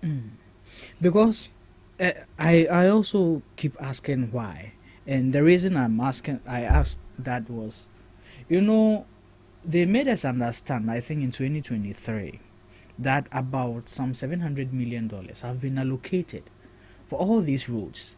So if monies were allocated for it, why didn't these contractors receive these monies to do their works? That is why I support the clearing call that serious auditing should be done on all these projects that the elsewhere administration gave. If monies have been paid, it is not allocation. Monies have been paid to these people, and still work done is still not up to the percentage that is required of them. Then it means either the monies were not paid or the contractors have taken the money without working. In any of these situations, it means they are just robbing the nation. So it is high time. Yes, the government has seen how stressful the place has been, so they have given money for the contractor to continue. But they should also invite the contractors, call their books, audit their books, check if every peso which have been paid to the contractors has been put to use. Either than that, we will pay and pay and pay, and they will be enjoying, the nation will be running at a loss, and the people over there will also be suffering. Mr. Murray, the part which I find, I don't, sometimes the words eludes me, because looking at that particular stretch, I tell you, if you're a pregnant woman, and sitting in a car you are in which uses that road, it's either you lose your pregnancy through miscarriage, or you meet a certain you deliver before your time. Sure. And this is not even exaggeration. Like, not at all. I drove on that road last 3 weeks. I was going to see someone there, so I drove past there. And I'm telling you, like, it took me, I was just ranting in the car. These are not potholes. These are manholes. No. Sometimes you ask yourself, why did people deliberately dig on this road? I'm sure. I'm like, you ask yourself, did they dig? Because you get to a point where you can't even maneuver your way through. No. You just have to ditch your car into it, pray that you come out safely. There is a point there, I think, right before you get to the China Mall. You can't use that route. So you see there's a fuel station beside you. You would have to go and use. And I'm like, how is this even safe? We can't use the road, so we are using a fuel. Charlie. Mind being. That is very bad. So now you see all the buses. I mean, I come from work. I come from mountains every day. All these VIP buses, now they are using the equipment route. That is the safest route as we are speaking. Now they are using it, and so the traffic is now mounting up there too. Instead of you using this particular route, which will take you about close to 3 hours, from barrier of Angkor barrier to Insawo. It is better you use the equipment which will just take you about 1.5. Exactly, you get to in some then you go. Off you go, and that one we should also look at that road. Was it also made in a way that heavy duty trucks? That's another question. It wasn't made for such trucks, so that means in a way, in no little time, we are going to deplete that road as well. So I think the contractor, we thank him for coming back to site.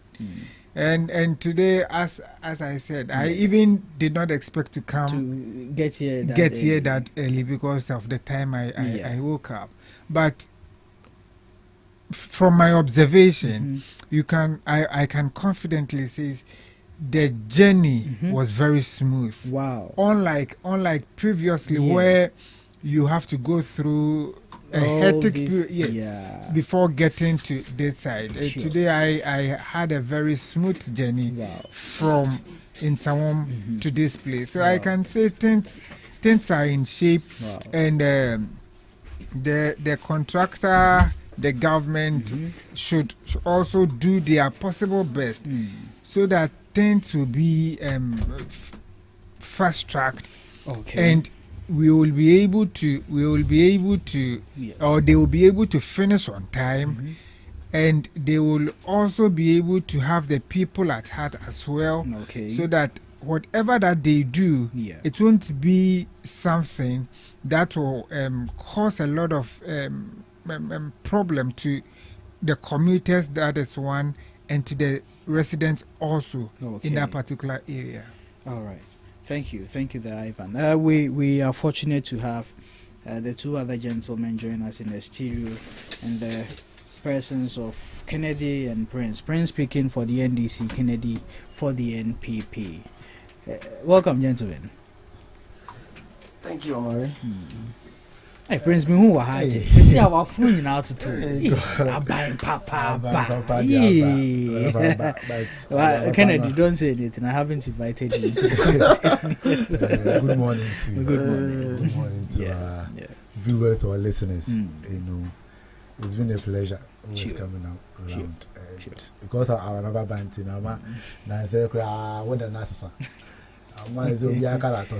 Oh, yes, nice, I mean, nice.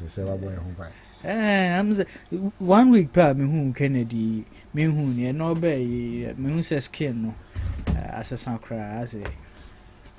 Ken. Yes, sir. Good morning. I hope you are doing well. By God's grace. I hope you are fine too. By the grace, when it comes to the physical aspect, I'm fine. But the way things are happening, spiritually, you are not fine. To be frank, I'm coming. Don't worry. Okay. I will explain myself. Kennedy, this is just an introduction. Oh yes. So let me first of all say very good morning to you yourself, and then my colleague panelists, and then your entire viewers. To be frank, I am very sad. Again. Exactly. You've never been here in a happy mood. You always sad. You see, when you have a very good leader in the country, or you have a very good government, that is where always you become happy. But if you have a government that want to intimidate, try to silence everyone in this country, then automatically how are we going to be happy?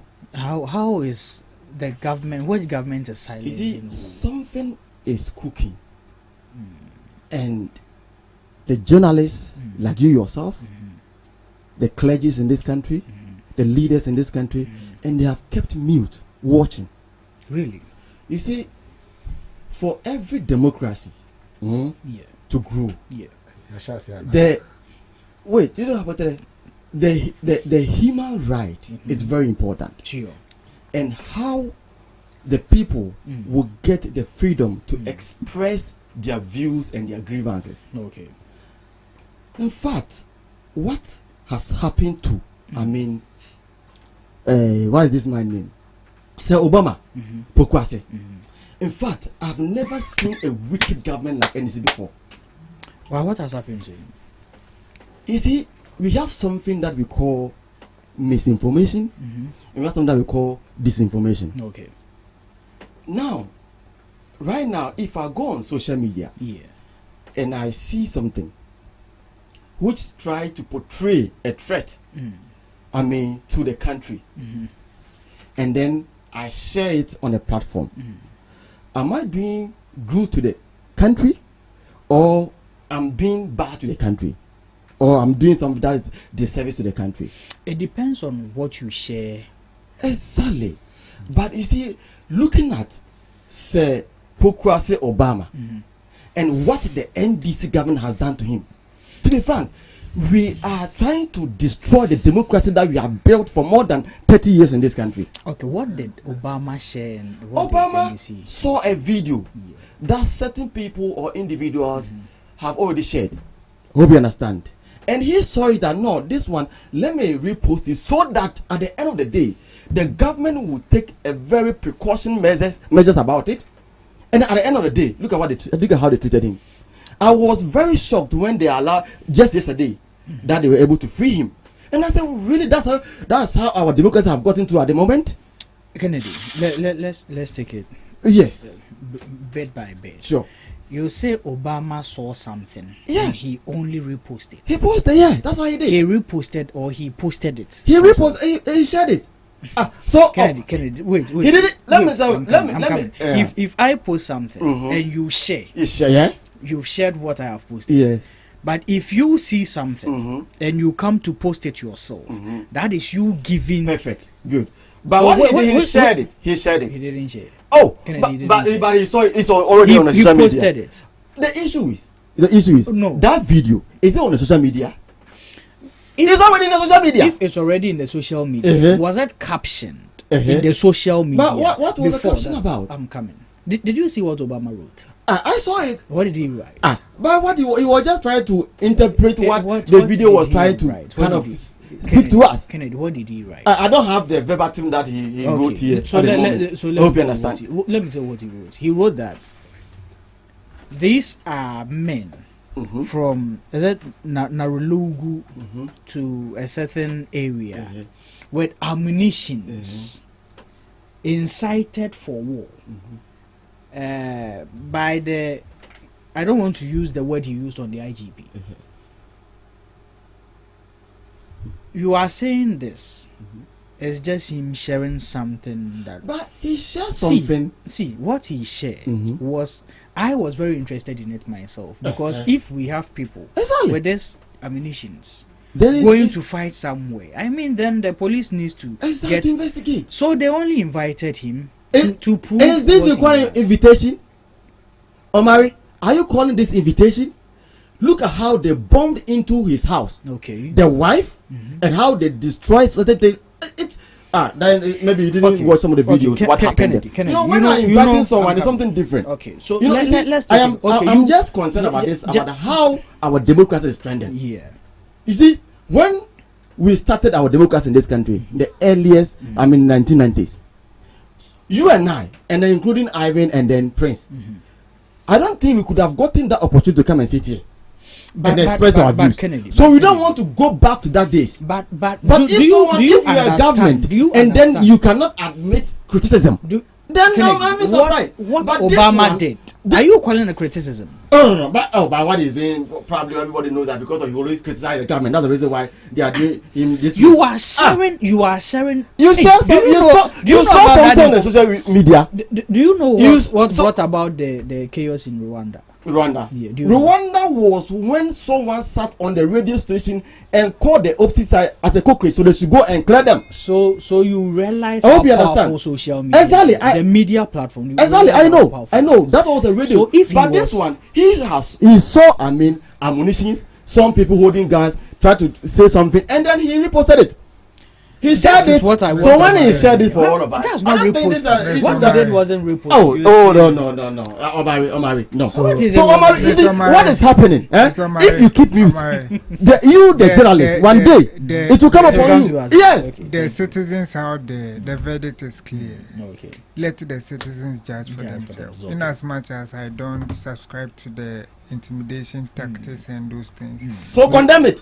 We shouldn't allow. We shouldn't allow misinformation and disinformation. We shouldn't allow him to mislead us. Yes, mislead all of us. We have something to talk about it, which is very important today. All right. So Obama posted something. So you are telling me this is so important, Ivan? Please. Ivan, to be frank, if you tell me that this is so important, then I'm surprised. Huh? This is an issue that you and I should be concerned about. Okay, we are concerned. Yes, Ali. So you should condemn it. I have his post here. Oh, you have it. I have his post here.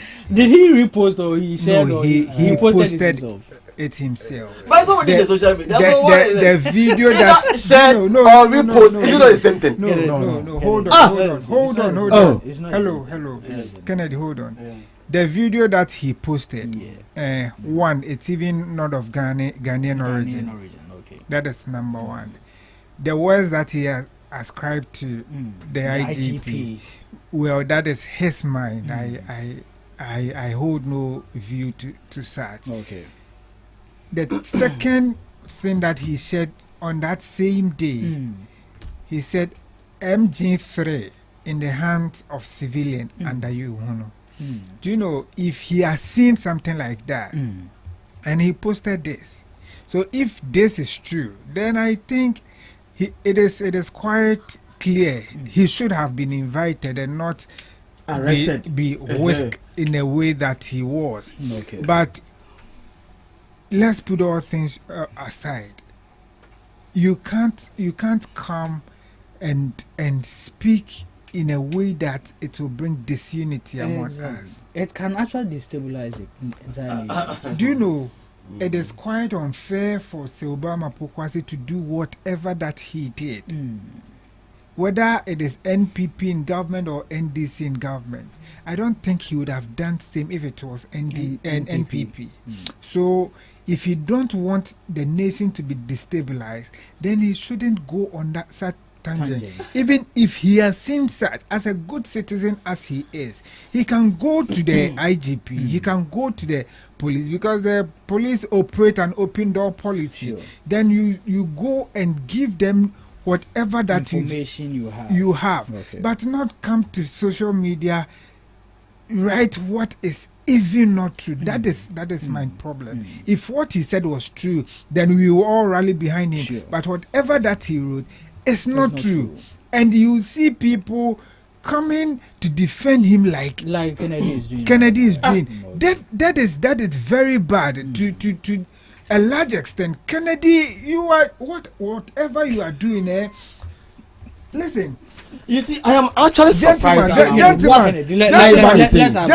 Gentlemen, when you were speaking, I was saying I did not utter a word. You just keep quiet and let me learn. No problem. What Kennedy is doing, he's fomenting trouble. Kennedy is telling us that we can go out there and write anything that we like. And when the law enforcement agency come after us, then they will come and rally behind us because we are clothed in their political colors.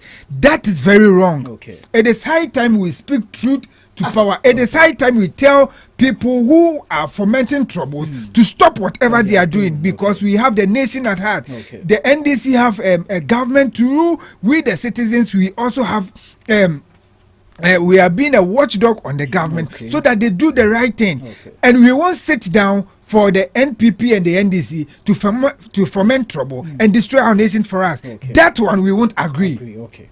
Thank you there, Ivan. Prince. Yeah, good morning once again. Good morning, I want to say a very big good morning to Lawyer Beatrice and Honorable Deputy Defense Minister Broya Jamfi, and also Julius Kwame and Tony Harrison Kojaba, Lawyer Samiaye. They've been on immense support all this while. You see, Dr. Samiaye. Dr. Samiaye. Yeah, Dr. Samiaye. Somebody, let me say, this one, they didn't spare, they didn't try. My senior here was the one who actually held my hands from day one in Western Ghana campus. Wow. It was through him that I had a first opportunity to speak on radio. Wow. Yes, that's the truth. He's the one who has been coaching me and all that. Ken. Let me flow before. Yeah, it's not about Ken. But it's a height of disappointment to hear him talk about criticisms and trying to draw a certain line. Sorry. And not a certain line between sharing fake information and criticism. You can put out a fact and then express your opinions on it. Sure. say Obama Pokwase, do you know what it means to share that picture? He didn't even share, he posted it. There are two different things. Sure. On X or TikTok, you can repost. It goes. You're not the one sharing it or posting it. Maybe somebody shared it and you feel like it's a valuable information that you also want to share or posted you want to share. You are posting it that look, he's not a legend. I don't know whether it's a grammar issue. Listen, he's saying that MG3 guns under Yohunu, currently telling that there are currently people in Ghana using the same guns. German machine guns 3, a picture that was shared by Wikipedia Commons 16 years ago. You went on Facebook to post that same guns are being used in Ghana. When our military don't even use those ammunitions or guns. So why would you lie? Petty search for so. When that particular picture you shared was taken somewhere 16 years ago, was shared 16 years ago. What are you trying to send out there? What impression? You are trying to say that there's insecurity in the country. And we're trying to draw your attention to what happened in Rwanda. So now, you should be at liberty to say all the things that you want in the name of freedom of expression. The constitution that we see has given us rights and responsibilities. Sometimes you want to enjoy the rights and leave the responsibilities. You must be able to answer questions for the things that you post on social media. You are not saying that, oh, I saw this somewhere. You are saying that this is a gun under your home, means that it's currently being used in Ghana. You went on to share a video making it look as though some people in Ghana were doing those shootings. This is where you are going to in our country, where a whole former vice president will now be giving some people. It's very comical for me, honestly. That's me. Whatever they went through, they should face the law. I actually didn't want to comment on this because, in fact, I'm not even discussing it. But it is of high surprise to me that today they are calling this as a criticism. He didn't criticize government. Why in the post did he criticize the government? He said that on 5th August, MG3 in the hands of civilians under Yohunu. Look at the gun. Have you seen the gun? When Boko Haram for calling UCBO, and you are saying no. So if you are a citizen, you have every cause to think that you are not safe in the country. And once there's fear and panic in your country, then there's a problem. That's why every economy tries on peace and stability. It's a mind game. People should feel safe. Security is not about having personnel around you. It's the state of your mind to feel like you're secure in your own country.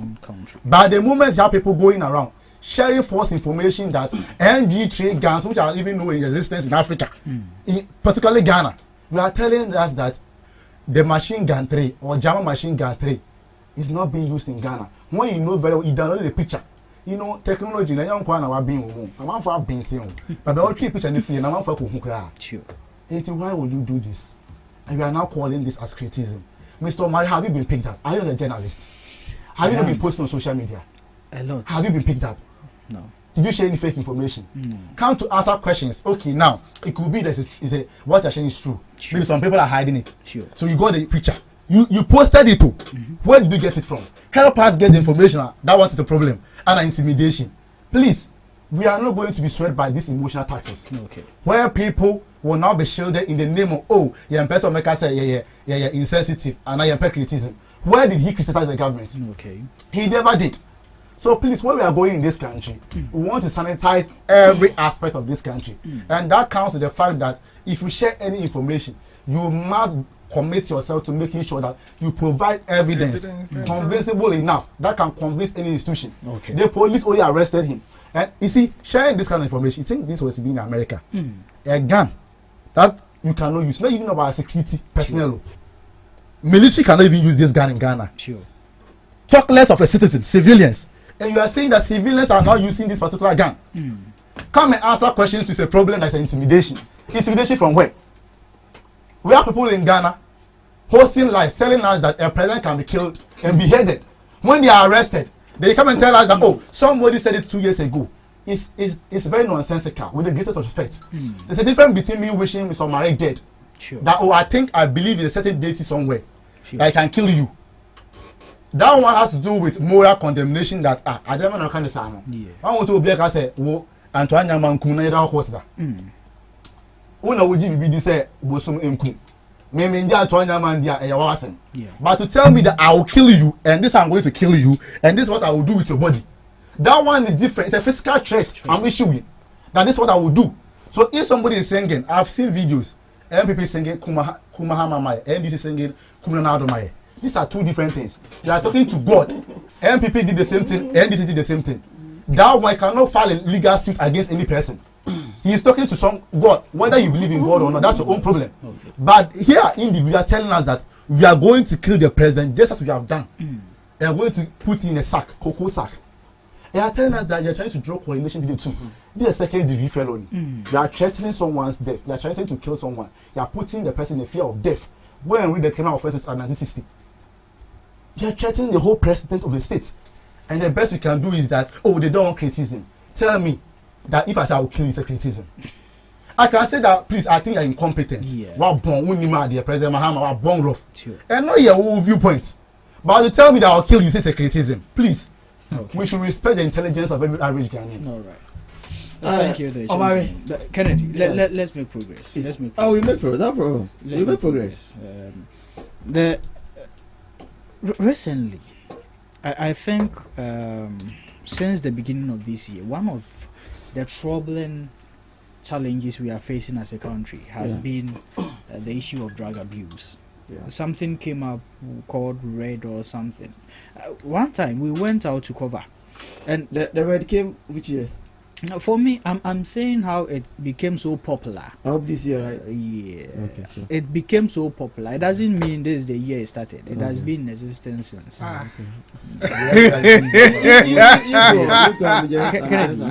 want to politicize this one? I heard it this year. Yeah, okay. I've never heard it Red before, unless this year. Hey. Yes. Okay, that's fair. Yeah. And see, we went out to cover some of these stories, and to my surprise, I saw someone standing and sleeping. Like he was standing on any page now, but hey. And when we have a session on this platform that we talk about your health matters. We had doctors come in and they spoke about how some of these drugs work, and it's so, I don't know, worrying. It makes you so numb. Sometimes you might think you are very active, but you are not. In your mind you are active, but physically you are not even active. You are somewhere drunk and asleep.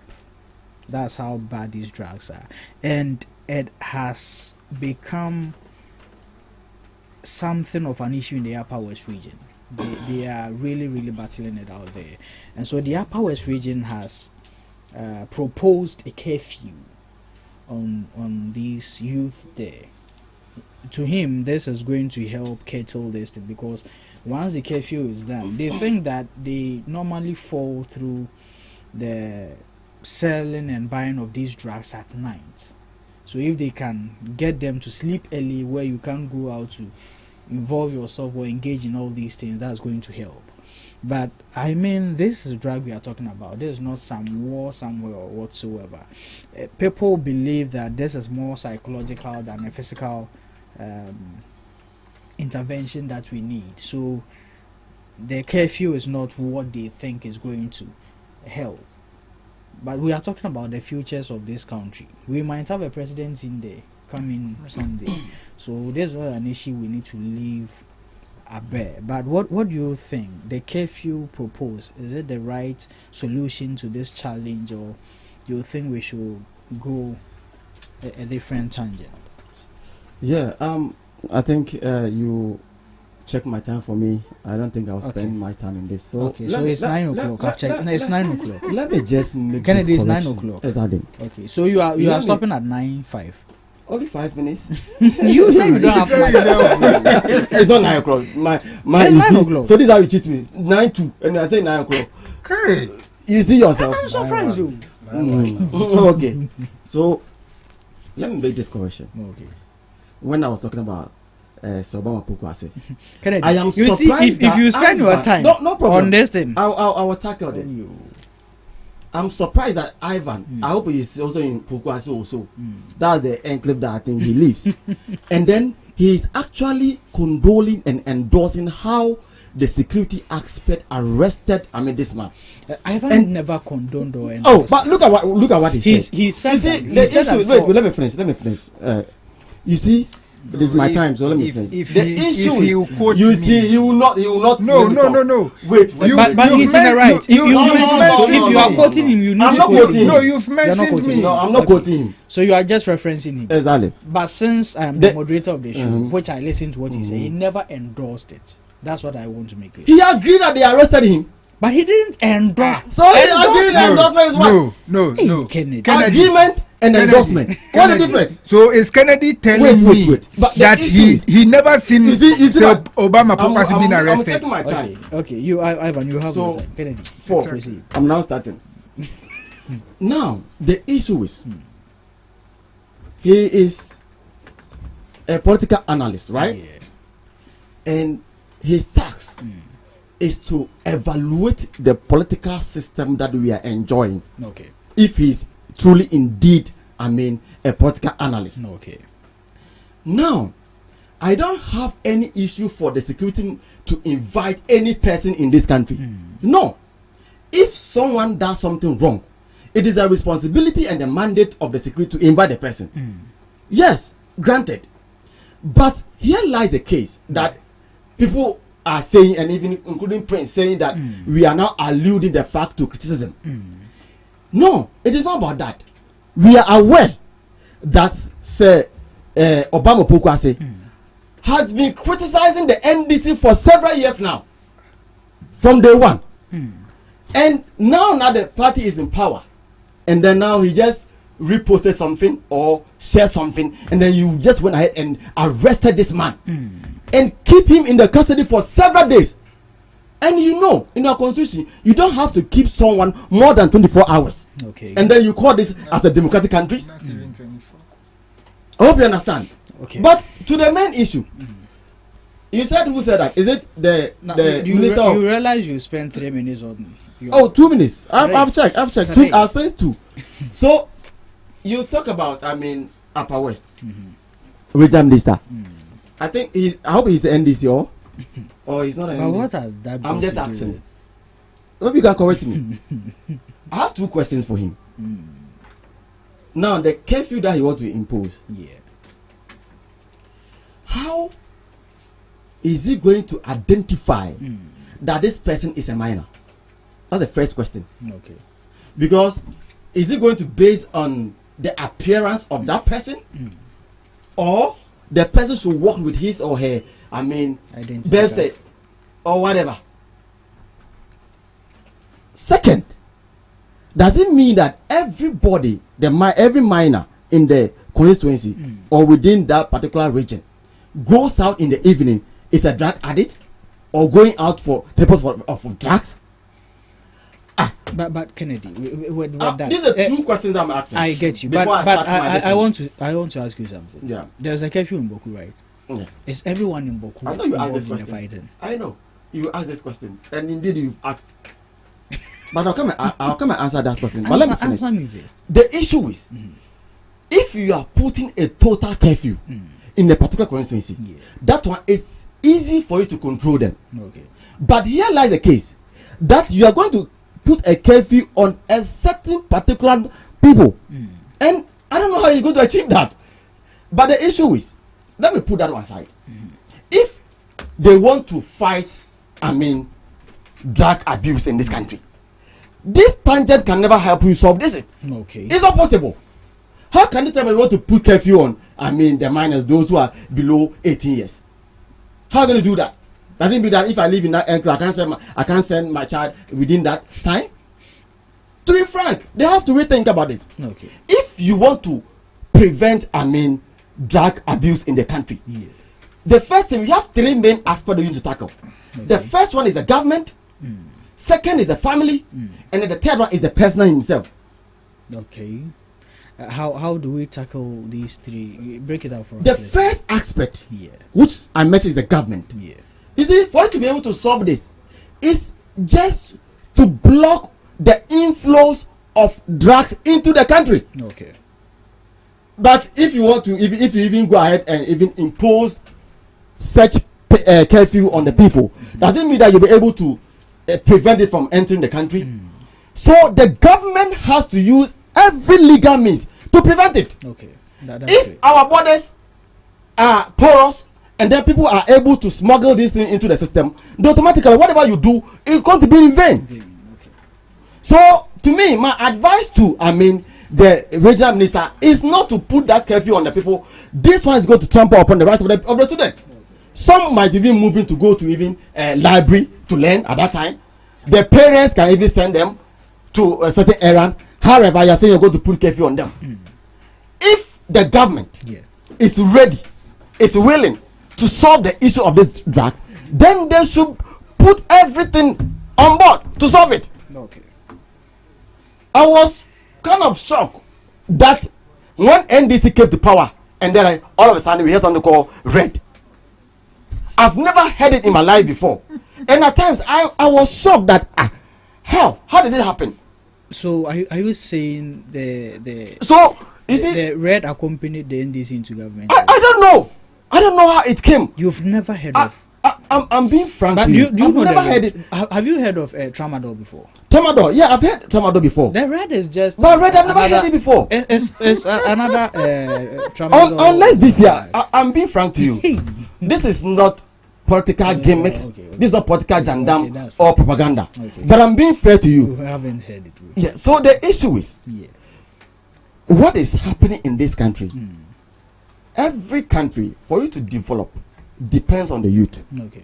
So the issue of drug, when we don't fight it, I remember it became a debate on the floor of parliament. Okay. When they would try to prevent it. If we remember, even this year. Kennedy, your time when much more than when a journalist, BBC journalist, that Indian journalist, a female, who did a documentary about how the red enters into this country.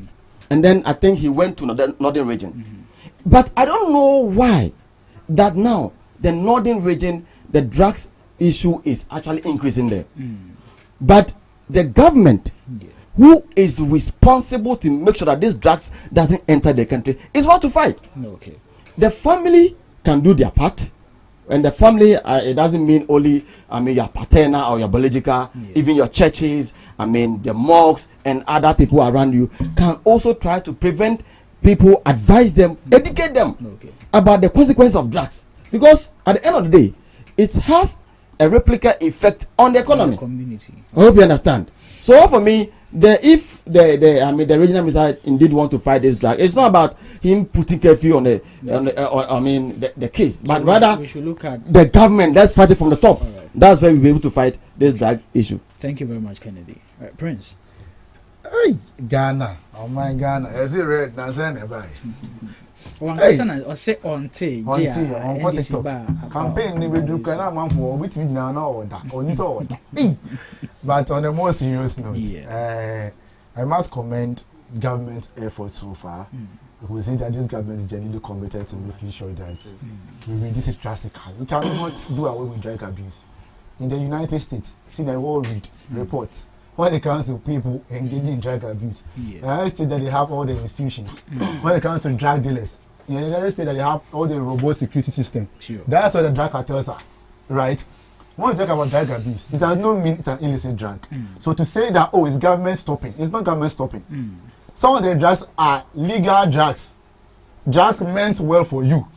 You are abusing it means that you are misusing or excessive use. That's drug abuse. Okay. So it can be that it's illegal. It can also be legal. Yeah. So tramadol, for instance, that people were taking. Tramadol is an illegal drug. Right? Sure. But people are there using it for the bad reasons.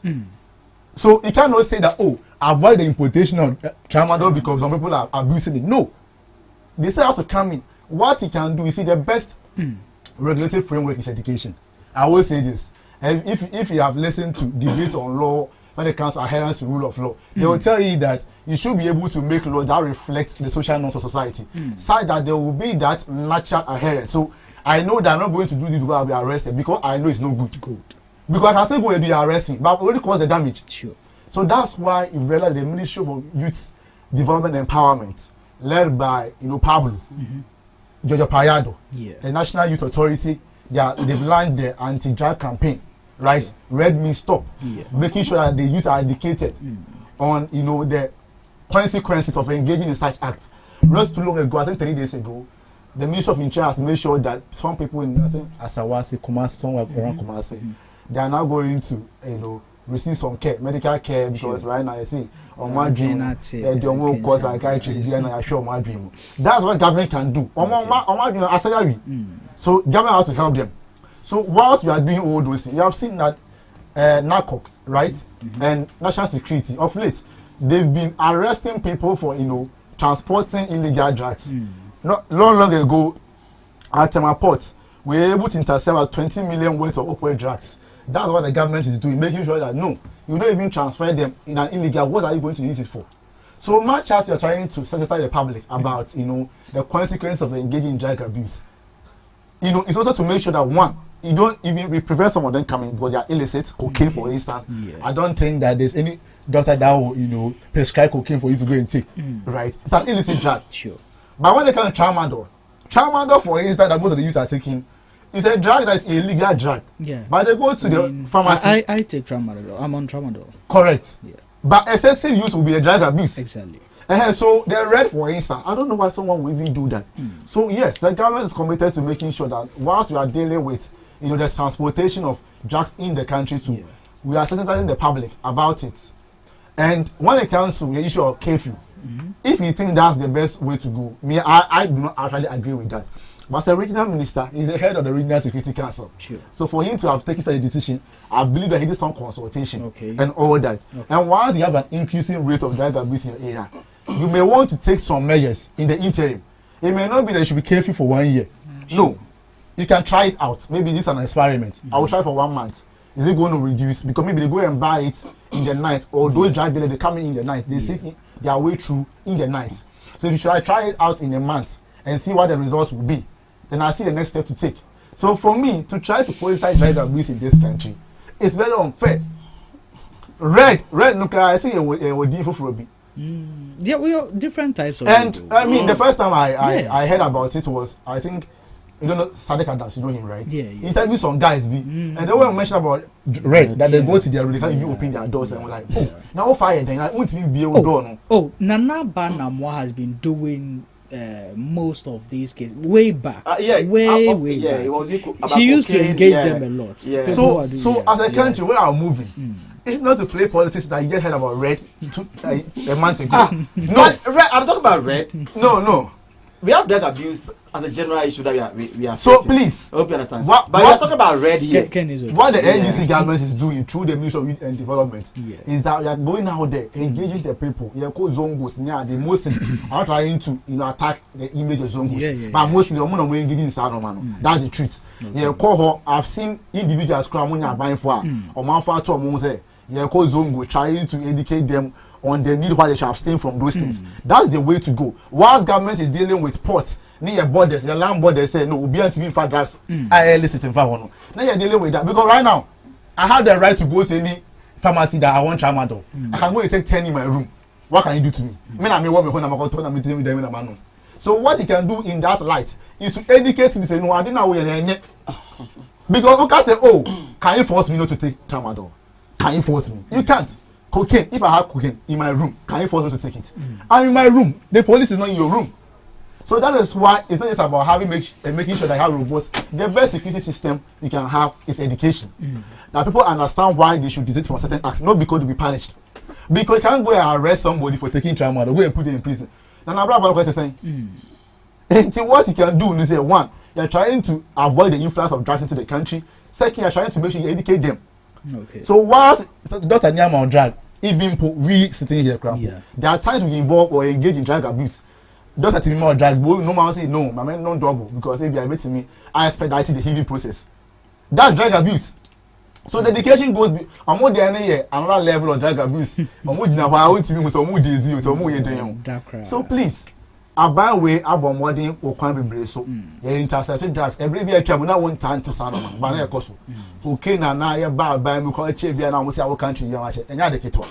Who say, I know you are chicken came port and I'm for the young gentleman. That means that cocaine about power and 2 months. What's in American? But right now, Banny making to say cocaine be a bagan. Okay, but Chowama, Yashino, it will be on you. So I've seen the government say, she drugs now actually now. because you need to say you see obi some because you be so business are you yeah the bia mo bi ma dan ko consider concrete one sir me dey maintain one sem and what I'm saying is we are moving in a direction where no say we to briefing yes our allegations so that one can't speak to that and where we are going as a country is mabu no I want to say this in true because of mabu no better as I said and yes obi be tiet your farm with this that be drug abuse being say mema maba nansen look at on radio we need to even look at those things and I only about me that 1 hour I don't hear ponko I mean drug abuse why do you want to take a medication now we know about that 1 hour that's what we do on radio every day TV so you're looking beyond just that your uncle for some take your man on medications for sexual related activities and what and all the way on the abuse of the drug because it's not intended for that well the mere fact of you taking a drug that can help you last whatever hours in bed is clear indication say no it's not good for your health so the education should transcend the borders of just omo shi wi anase be mo nu cocaine kwa but ye na ye dream say ye mu kra ya dream ye final ye fa drugs be say me no back on that 1 hour no yes so ye can who be but we are all in different categories as far as drug abuse is concerned enti we na aba no any politicization minister to an papa be safeguarding the health of the youth in the upper west region that's it. All right, thank you there Prince. Ivan.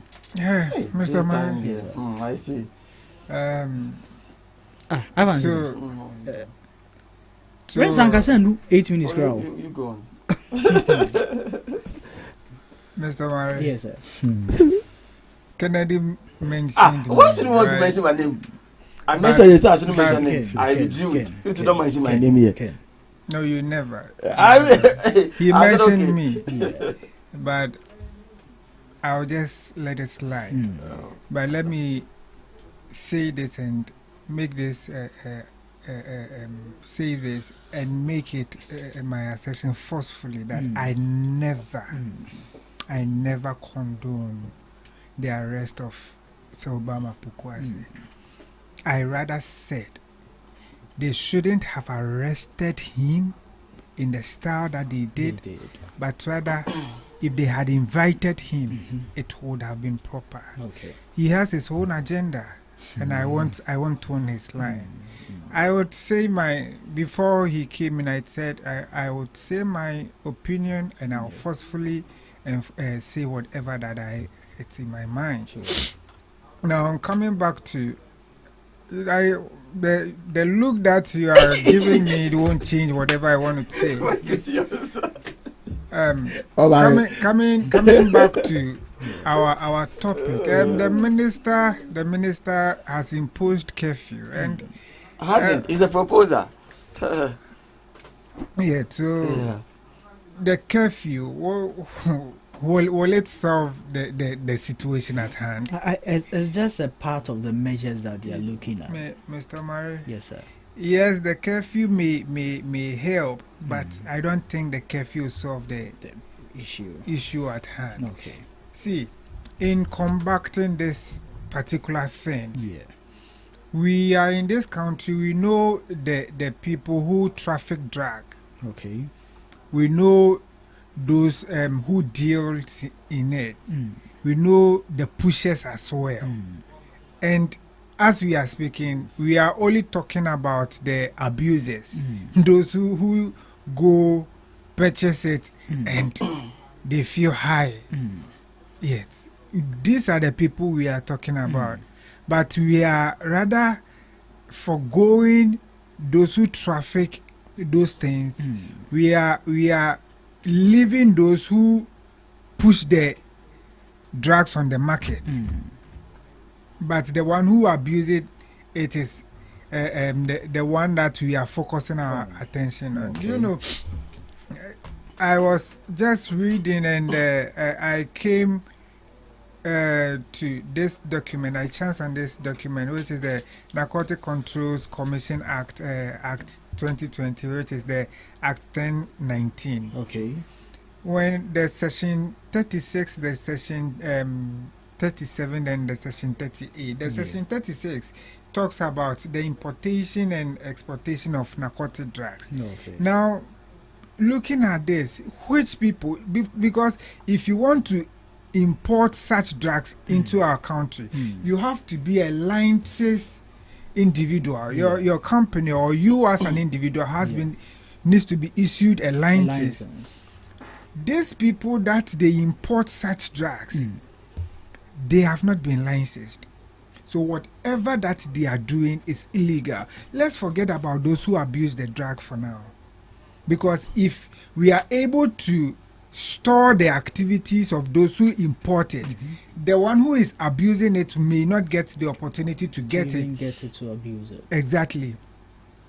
Now, when you talk, and the section 37 also talks about the unlawful possession of it. Now, if you are able to cut it short, then the one who is going to possess it, or let me say the pushers, they won't even get it to push it to the one who abuse it. Then the 38 talks about the one where the prohibition, the prohibition of it, that you can't do business on that if you have not been even issued the licenses. Then the sections of it talks about the abuser.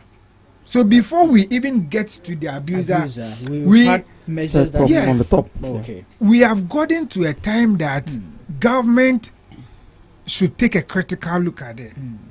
Before the curfew and all these things, yes, we can implement all these things, but if we don't curb it at a particular point, we won't be able to stop it in it entirely. Sure. Whilst Prince was speaking, he said the minister has launched Red Means Stop.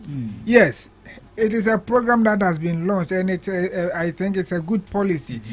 It is just focused on the abuser. We need to look beyond the abuser. It is only focusing on the abuser. What about the one who is importing it? The dealers. The dealers, the traffickers, the pushers. Our borders are very porous. Now they don't bring it through the Temahabo, the Takrade, or through our airports. No. They find a way of getting to our porous borders, to Togo, to Burkina, to Ivory Coast, those places where they can come in. Then when they are able to bring it to the market, the Narcotics Control Commission won't see it. They store it somewhere. Now, it is high time we empower our institutions as well. Yes, the Narcotics Commission has been doing a fantastic job. Seizing cocaines and other things, burning them. Yes, these are the things that they do and we see. Now, what about the ones that they bring in that we don't see? What do they do about it? It is time as well that we don't also focus everything at the central point. We should decentralize our institution. I think we are at a point in time where the Narcotics Control Commission won't be stationed only in Accra. We should have it offices in our various districts, in our various regions. So the Deputy Director of Operations, Lawyer Chumberema, won't move from Accra to Central to come and conduct operation. The director over there can liaise with the police, can liaise with whoever is in authority over there, and they know the corner, the nooks and crannies of all the various places. They know, as we are sitting here, Mr. Murray, when we go to Ekrapim South, you may know people who push drugs over there. I know. So you as a journalist, you can go under the cover of as an investigative journalist, I go under the cover I'm a victim of it. I want some to buy and all exactly that. When you gather all your information, you can go to the district director over there. Then you give your information to the person. Then they also go. Then they conduct their investigation, make the necessary arrest. Then that is where we are stopping it. Now, after doing all these things, we are in a country, whatever we do, definitely the drugs will still come to the market. After we speaking with the various institutions, we making sure that the laws are working, arresting those who needs to be arrested. Now, let's come to our youth. Listen, you are a master of your life. You decide who you become. I don't think you want to be a walking sleeping person. That you don't, you can even be standing in the middle of the road and you'll be asleep. Whilst reading it, walking sleep. Walking sleep. Do you know? I chanced on this. According to Narcotic Control Commission, this is how they explain narcotics drugs. Said the Narcotics Control Commission define narcotic drugs as substance that can cause sleepiness or stupor or insensibility. So whilst the person is very active, you see the person sleeping. It is not him, but it is because of what the person has taken. Something is working somewhere. Something is influencing the person. So you as a youth, what future do you have? This is where we are also pleading with the government with their policies which they are launching, rolling out for the youth. They should hasten it up. Okay. They should make sure they reach out to the people, the youth who are willing to work, so that they when they have something doing, they won't go and be doing other things which may cause damage to their life. Because there is this saying that the devil finds work for the ideal hand. Okay. So if the person is working, the person will go and abuse drugs. Okay. If the person is working, the person won't go and waste his life. So we are pleading, government should hasten his policies up. And this provide a job for them. You see, you won't tell me what you say. Ivan, kindly wrap it up. So yes, he has spoken like 7 minutes now. It's okay, you go ahead. Whatever I'm saying, you are enjoying it. Either than that, you would have interacted. So you see? Okay. So in wrapping up, there are several drugs which the young gentlemen out there are abusing. Okay. Yes, they are abusing it because they know when I take these drugs, it will ease a certain pain that I have. It will take a certain sorrow that I am facing. It will take away a certain challenge that I'm going through. Please, no matter the drug you take, it will never stop the challenge that you are facing. It will never take it away. Okay. When it clears off your eye, you will still be confronted with that. Be a man, be a woman, confront that challenge head on. You will be able to overcome it. The government, I believe, is putting things in place for we the youth. So if they are putting things in place for us, we should also take our lives into our own hands, look for the available opportunities and avenues over there which will be very beneficial to us, so that we capitalize on it and we don't waste our lives. Thank you there. So Omareme, just add this. You see, to fight drug abuse, we have two main dimensions. The first one is the preventive measures, and then the second one is the intervention measures.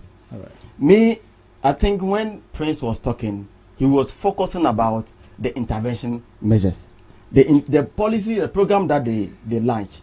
You see, launching a program. Wait a minute. I'm just adding. Yes, I know. So let me just. Mr. Murray. I'll let you continue. But just he had a style.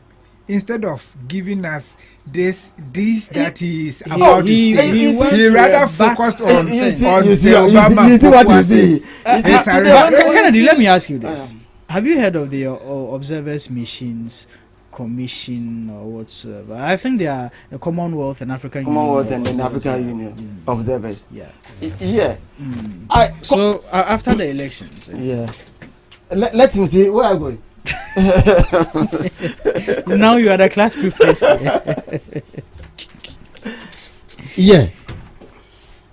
So what I was just trying to say is that when Prince was, elaborating on his perspective, he was trying to explain he was focusing on the intervention aspect rather than, the preventive measures. Do you know why he was doing that? Because it is his government that is in power.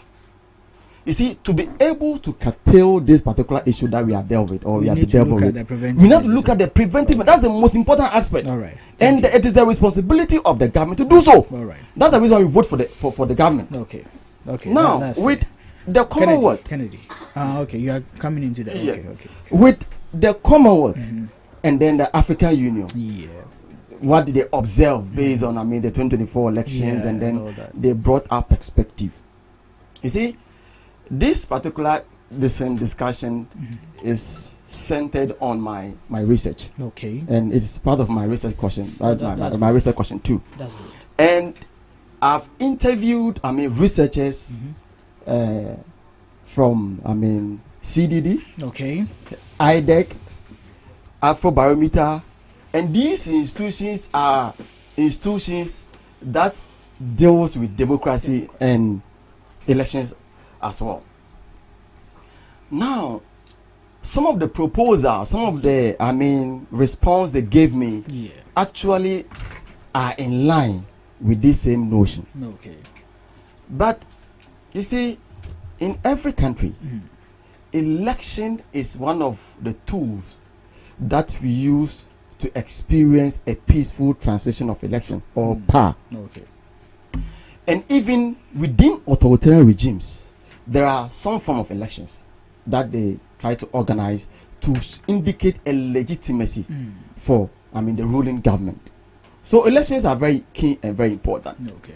But looking at the trajectory of this country and looking at how things have been happening, the Afrobarometer report 2024 indicates that the confidence that Ghanaians have concerning our electoral institution has dropped totally. Okay. Even we scored less than 40%. Wow. Who tells you that it's failed? Okay. The question is why? Where have we gotten to? How did we start? And where are we at the moment? I don't have any issue about their perspective, about their views. But if perceptions of Ghanaians are that they don't trust our institutions, then that means that what is happening? The whole issue started in 1992 when we had, Afarijan, who took over and then tried to manage our electoral process in this country. And then at the end of the day, we had a transition of, power when he got to his, peak. But to propose a certain situation that will prevent or that will bring confidence in our electoral bodies is one. We need to make sure that the people that will serve in this office are based on timely measures. Okay, timely measures are seen. Perfect. So, the first one is for us to, elect someone or even appoint someone. The first thing is we need to set a certain time limit. Okay. For that particular, electoral commissioner. Electoral commissioner. So just the way we have the presidential, you serve for 4 years. 4 years. So there should be that kind of, you see, I watched the interview and I think the other time I came the first time I mentioned when Class FM, there was an interview between the host and then the current chairman of the NDC, which is Asedun Ketia, when he mentioned that automatically the EC must go. If we have a political party that on all rounds try to kind of remove the EC that has to steer the affairs or the electioneering of this country to go, then automatically the confidence in our electoral process would definitely come down. Well, Kennedy, before we move on, leading to that Blake Kumari run, did you hear your party's general secretary? Yes. JFK. Yes. Did you hear him also speak on a platform that the EC is incompetent and so they support the removal of the EC? He didn't mention they support the removal of the EC. Please don't. What did he say? Perfect. Now, that statement that we criticize the EC was the fact that the EC who says something different, and then at the same time change his perspective on the same notion. Now, here's a situation whereby we had an election. We all know the situation. You know the situation. All I'm asking is this. And then, did you hear your party also take the same stand? No. The reason why they didn't say they should remove the EC. They said what the EC did. But you see, in democracy, let me tell you the reason why this thing happened. If you have a whole chairman of the new Kennedy, the NDC, you are saying something about that chairman. Yes, I'm asking you the same thing. I'm answering the same secretary. thing. And you are here to. What did the chairman base on to make that comment? I'm also asking you. So he didn't have any basis for. He had no reason. Really? Yes. Okay. Because he said that when they were in opposition, that when they win power, automatically the EC and then the CJ must go. Okay. He made it very clear. All right. And based on that, when you make this statement, automatically your opponent will not trust the electoral process. Now, this is the situation. But you have 2 minutes left. The EC, and I know Prince and then Ivan might try to delve into a situation whereby the MPP remove Charlotte Osei. On that tangent, it was Charlotte Osei, their own people, the devil in their own, clothing. Yeah. They came out to say that this woman or the EC has actually tried to use state money anyhow. Okay. And based on that, they brought their evidence, and then a committee was formed to delve into that. At the end of the day, it was arrived that yes, indeed, what the same people, the first deputy, the second deputy, what they were all fighting for, we found out that it was true. And that was based on issue, on fact. That's the reason why the EC was removed. Okay. But if the chairman of the NDC is now saying that when they come, automatically the EC must go, then how are we going to create confidence in our electoral process? Let me ask you something. You said that you ran an interview and all that. Yes. You ran your own research on these things. Yes. And you realized that we couldn't even amount up to 40% when it comes to confidence in the EC. That one, yes, is for Afrobarometer. I made research for it's not my Afrobarometer makes research based on the Ghanaian population. So not me. I can't take that. So, but if the entire country couldn't even have up to 40% of trust in the EC, what becomes a problem with the national chairman of a particular party, who is a stakeholder in the elections of this country, speaking to the fact that he is not happy with the works of the EC, and so the EC needs to go. So why would she go? Then if you are being on that notion, then that means that if someone is not happy about any state institution, they should just remove them. Is that what they're telling me? Okay, we can't do so. But the issue is your time is up. The issue is, you see, the EC, the electoral commission, is the reason why they remove the CJ. All right. Because they know, the CJ is not a target. Okay. The reason is they want to remove the EC, but they know that at the end of the day it will land in the what? In the court. Okay. So if that's the case, then let's first try to destroy the Supreme Court. So at the end of the day, when we even remove the EC, there's no way that the EC can even survive. All right. But the question is, you see, the issue is, I'm just concluding. The issue is, your time is up. Every precedent that NDC is setting in this country automatically will bounce back to them. Prince, make your submission. Why is the topic actually? I just want to be on the right path. Okay. You are very mean. I just want to be on the right path. After the 2024 elections, yes, the Commonwealth and African Union Observation Council put up a research, came up with a report. And some of the things they actually, which I was actually waiting for Kennedy to even speak to, was some recommendations they made. One of the things they made was, and Kennedy made that point as well, that we need a timeline for our electoral commissioners. That will even make them a tenure office. Secondly, we should give them office based on merit, not by political appointment. Thirdly, they also recommended that the age limits of our presidential candidates should reduce from 40 to 35.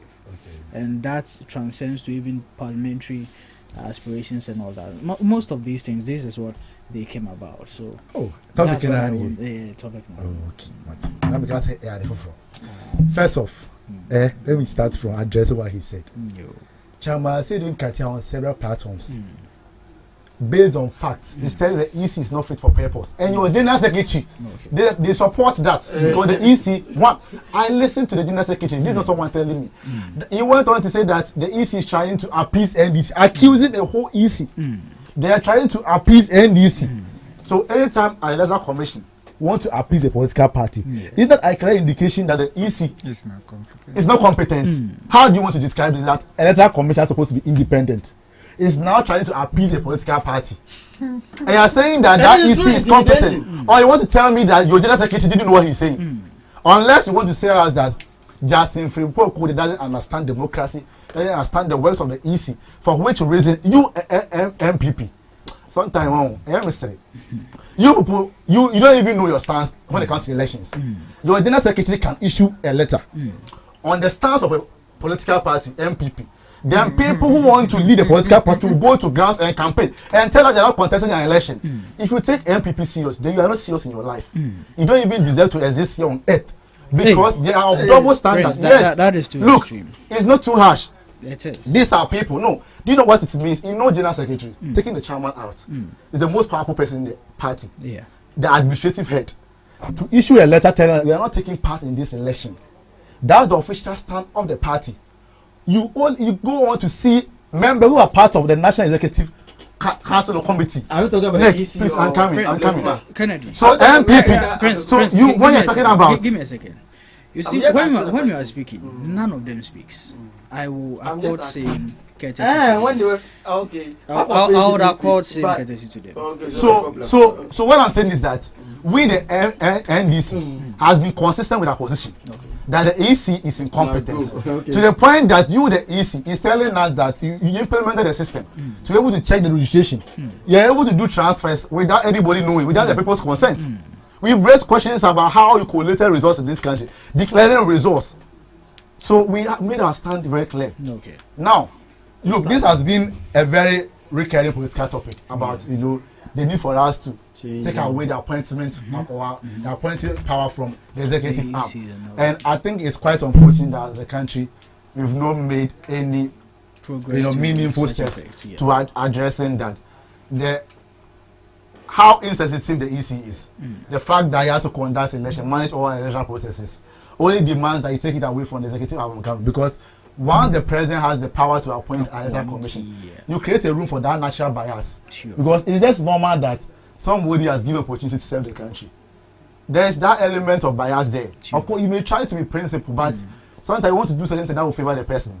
So in order to do away with that, why don't you go ahead with the process that we can use to appoint the EC chairperson? Probably giving to an independent institution than to, giving to the president to do that. For me, this is not something new. When it comes to the age, I've listened to people are saying 30 years, crying from 30 years. This is not news. But because this point is not across all political divide, we've all agreed that the appointing powers, when it comes to IGP, should be taken away from the executive arm of government. But I don't know what the country have been reticent about voting. Very apathetic. I believe that the politicians, because we think that's a way of maybe probably, staying in power for the number of years. That's why you're doing that. But it's just natural that I can accuse Charlotte Osei or Jim Mensah for being biased or trying to favor a political party that appointed her. Because I think they appointed you for that matter. You owe a certain loyalty to them. Exactly. So to avoid that, why don't we go ahead to appoint or to whether you have to go through parliament, maybe a particular institution in Ghana, maybe Public Service Commission, to appoint somebody, you go through parliamentary vetting, then you be appointed. That one for me, it will reduce the level of mistrust. Because we want to engender public trust in every level of our electoral process. So we cannot have a situation president, Mahama will appoint somebody, and you expect that an MPP person will believe in that person, or an MPP member will believe in that individual, or you expect that maybe MPP led government in the next 100 years to come will appoint somebody, if that's possible, will appoint somebody and naturally expect an NDC member to believe in that person. So to avoid that, why don't we just give it to an independent way to do that? Okay. Of course, no matter what, politicians, they don't want to place a certain emotional card. Sure. Just trying to, put you in a certain line. Once you do something that doesn't favor them, they want to accuse you so as to do their bidding. But I'm saying that it will reduce the level of mistrust. Okay. I'm not saying it's going to take away the mistrust. As for elections, even in the United States, when we're going to the election, Trump talking about they want to cheat me and all that. I'll find ways to win the election. But I'm only saying that the case worsens when the president is the one appointing the chairperson of the Electoral Commission. Okay. How do you expect me that, like for instance, President Akufo-Addo appointed James Mensah. The same President Akufo-Addo was going to another election again, and James Mensah was the one to suffer the election. What do you expect? Okay. If he has an opportunity, she has an opportunity to favor the president. She can do that. I'm not saying she did that or she will do that. Of course, it was what happened with coalitions and all that. So as a country and politicians, at least NDC, I've heard commentaries from MPP. They are all agreeing to the fact that we need to take that powers from the executive president. Okay. Why are we not making that steps to making sure that we amend that particular provision in the constitution? Anytime you talk about it, yes, constitution, IDP, once the president appointed. When that party was about to be removed, people thought there's speculation that it will be removed. Yet people talking about, he's very good. Why should the president have the power to appoint and then remove the same person? Okay. So we should move in that tangent than just coming on radio, because this topic, we started discussing this topic about 10-20 years ago. Yeah. We are still here. So we can be reading recommendation, white papers, then we will still be where we are. Okay. Who is taking that action? Who is taking that charge to make sure that that particular provision, that constitution is amended? Both NDC and MPP. Okay. We must be serious about this. Okay. Because we all fall short, or we are all victims of it. We are all innocent. And we all have the powers to make that change. Members of parliament from NDC and MPP can see to it that these changes are made in the constitution. Okay. Making sure the powers that belong to the president are taken away or is stripping off that powers. Okay. Because to get to the point that once I'm able to appoint the EC. Topical. Oh, please. You spoke more than this. So please, we the NDC believe that democracy in India, everybody has the right to speak, but you must speak based on facts. You cannot accuse my national chairman and listen to a class FM. Please, I'm coming. He said it. You are just making it look like if I enter this studio, see, I'm coming. If I enter this studio, then I come and sit down. Easy chairperson, go. That's why he said. There'll be conversation. Man, he must go. All right. So please, the MPP is a party of double standard. They don't have principle. They were the same people. I've listened to Bawumia 8 on GH1 telling us that he's not fit. And why would he be doing that? Why would she, the EC chairperson, he, Bossman Asari, be doing that? I'm like, I feel the man who say, it's the kind of one. I feel the man. Okay. And you're not better now. General Secretary. That issue, please, you are trying to now accuse the EC of being incompetent. What do you do to incompetent appointees? Okay. So you dismiss them. So where Brofuna a problem and I say emotions and everybody can also be incompetent. What do you do to a person? Okay. After your question was saying managing elections. All right. Hey, please, NDC there say the petition back say EC be. In fact, in the country one can start, you mentioned fact I just say trust in the EC now conform. Because of what you said. Is this here? I did my research. Prince. Oh yeah, right. Ivan. Yeah, Mr. Murray. Yes, sir. You see, this topic here.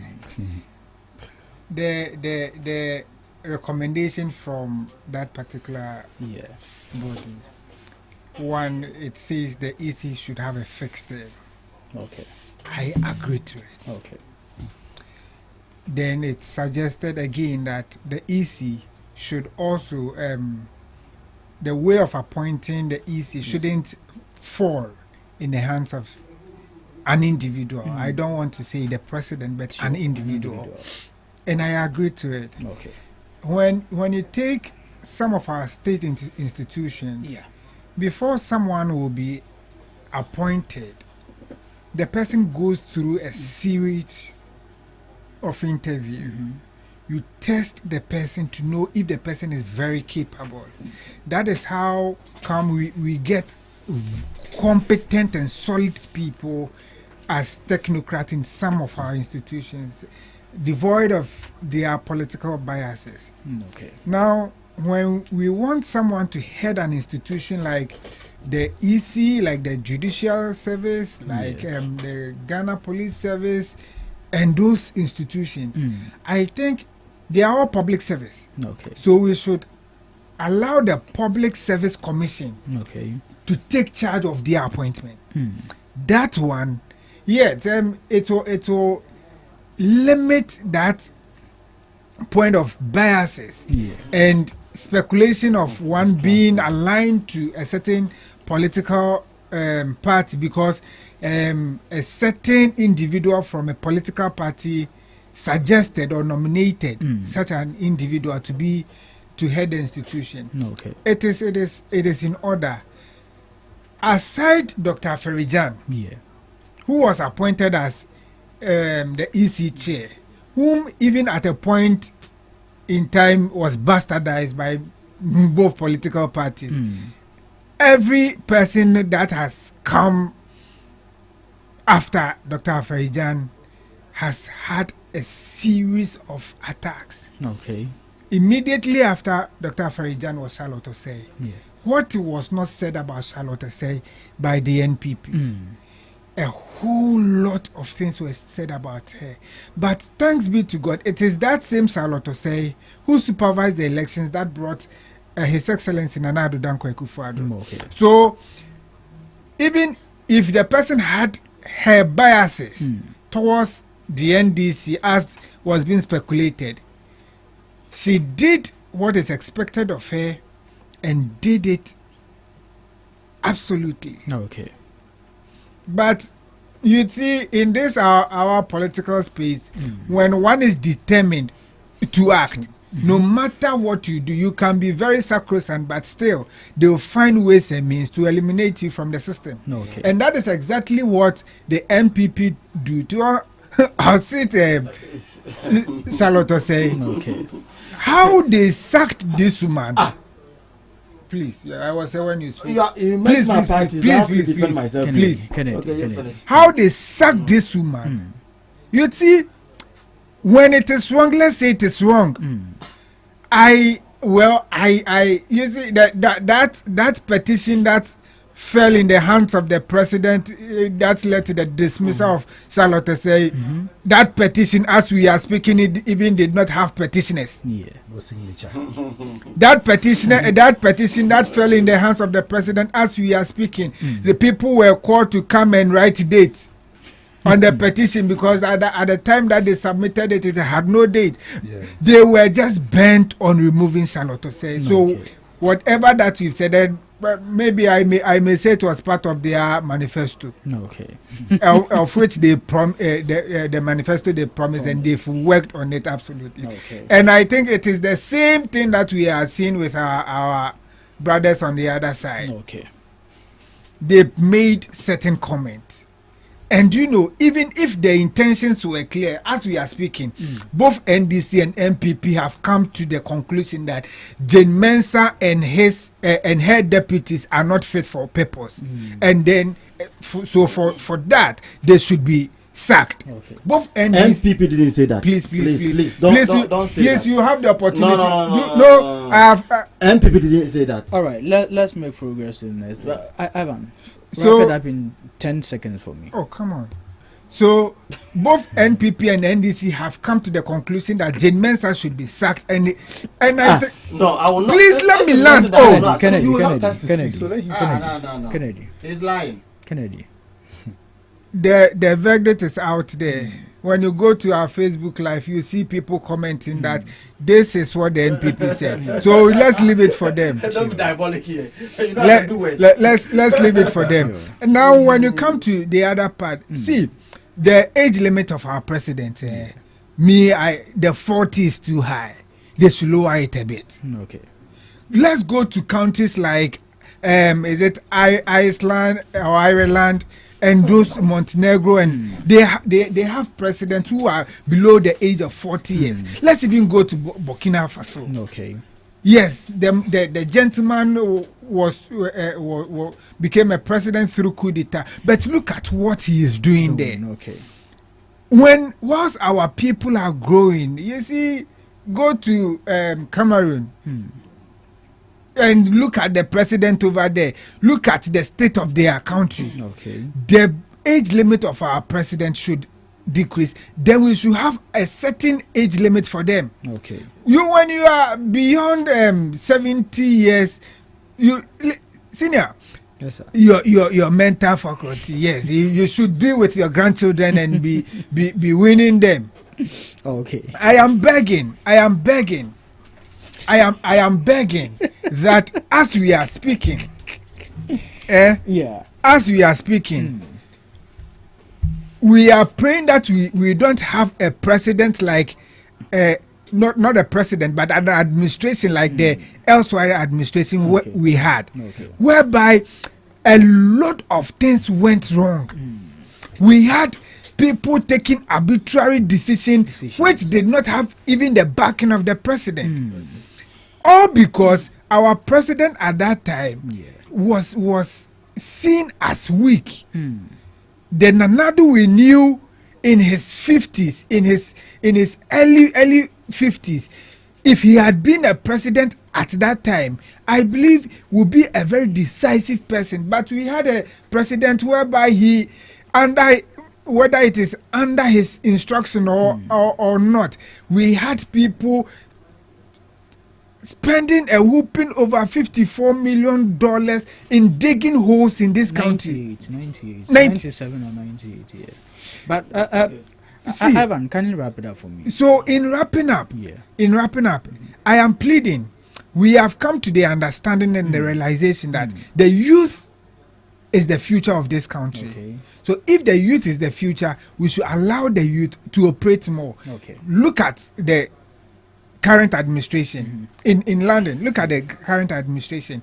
How His Excellency JDM has appointed youth into his administration, and look at how they are operating. Okay. So if we have a youth leading the country and brings around him the youth, and they want to tackle our problems head on, I believe in the next few years ahead of us, we will see development, and they will be tangible enough for us to say that this is out of a result of having youthful leaders and not of old ages. So I understand and I agree that we should allow our president, we should limit our age limit, and we should also make sure we have a ceiling where if you are even within that category, you won't be allowed to be a president. All right, thank you very much, gentlemen.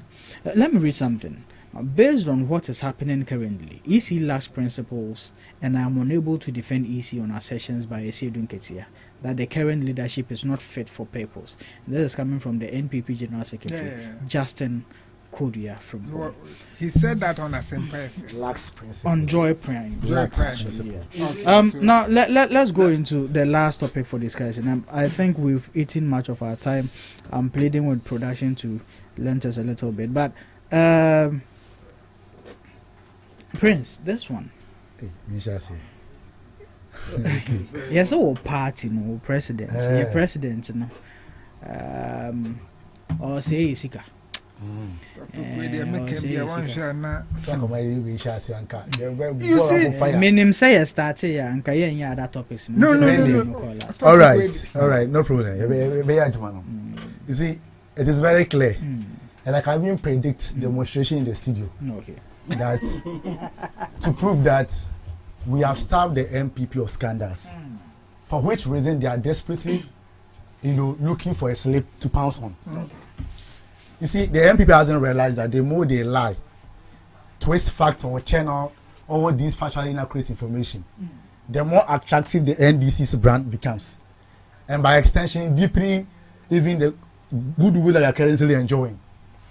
Look, I think for me, the MPP think that Ghanaians or the people of Ghana are so witty, very curious, such that any information they put out there wouldn't have any cause to seek the veracity or otherwise of sin. So if they put an information out, there's no certain person out there to subject it to analysis. I say we can I am pa na say enyampa. low budget Ablaquest will definitely be doing the Ablaquest job. Yes, and I want to repeat, low budget Ablaquest. Now there are two. What does that mean? Low budget Ablaquest will always be doing the Ablaquest job. Where Ablaquest? If you want to emulate the Ablaquest approach or the Ablaquest model, then you must commit to rigorous and extensive research. Okay. Not this style of, trying to just conjecture information and think that that's so the way to go. Honorable Ablakwa has not just for once, but on many occasions, adduced unimpeachable evidence to that corroborate his claims. Okay. Can I just come out and say that I think he will provide you with a spec, this is the amount, this is where you are moving. If I'm intercepting document about National Cathedral, you can only come and confirm and explain why he did that. You can't come and refute it. That's why we call him the chief interceptor. It wasn't because he wanted to become popular. He made sure that his claims were grounded on facts. Okay. Incontrovertible facts, not the one that he can't even be firm on his position. So I don't understand. If you have to subject his claim to basic analytical rigor, it doesn't make sense. He made a post. You see, the honorable MP is someone that I like for some reasons. So I don't want to go hard on his personality. When he posted, he should have been a bit smarter. You say you're not talking about any president and their travels. Then you actually grant an interview on radio and saying that, when I posted there, why unable to refute it with contrary evidence. Look, when Ablakwa was doing his job, when you people, you are not angry and you are furious because of how he exposed your government. His claims left your defense minister with no choice than to come to parliament to explain to her why you rented a luxurious private jet. Because your defense minister, Dominic Nitu, in June 2021, said the president cannot bath in the Falcon. Is that what he said? I'm not the one saying it. So meaning that, Ablakwa is saying is true, but we did this because of this and that and that. But the facts you are even providing is not true. So one, you say you're not talking about the president and their travels. Okay. Why are you then saying that no, we should provide information? Meanwhile, you say you're posting about the president and their travel. Now we say 7 a.m. The president left Ghana 7 a.m. Is that what he posted on Facebook? 7 a.m. A church session that was broadcast live. Thanksgiving service, Christ the King Church. You know they're right. Right opposite Jubilee House. The president was actually in the church. He saw a video trending, speaking to a young girl. Yeah. And only getting Dean Comocrafa Ghana or Dean Kola perspective.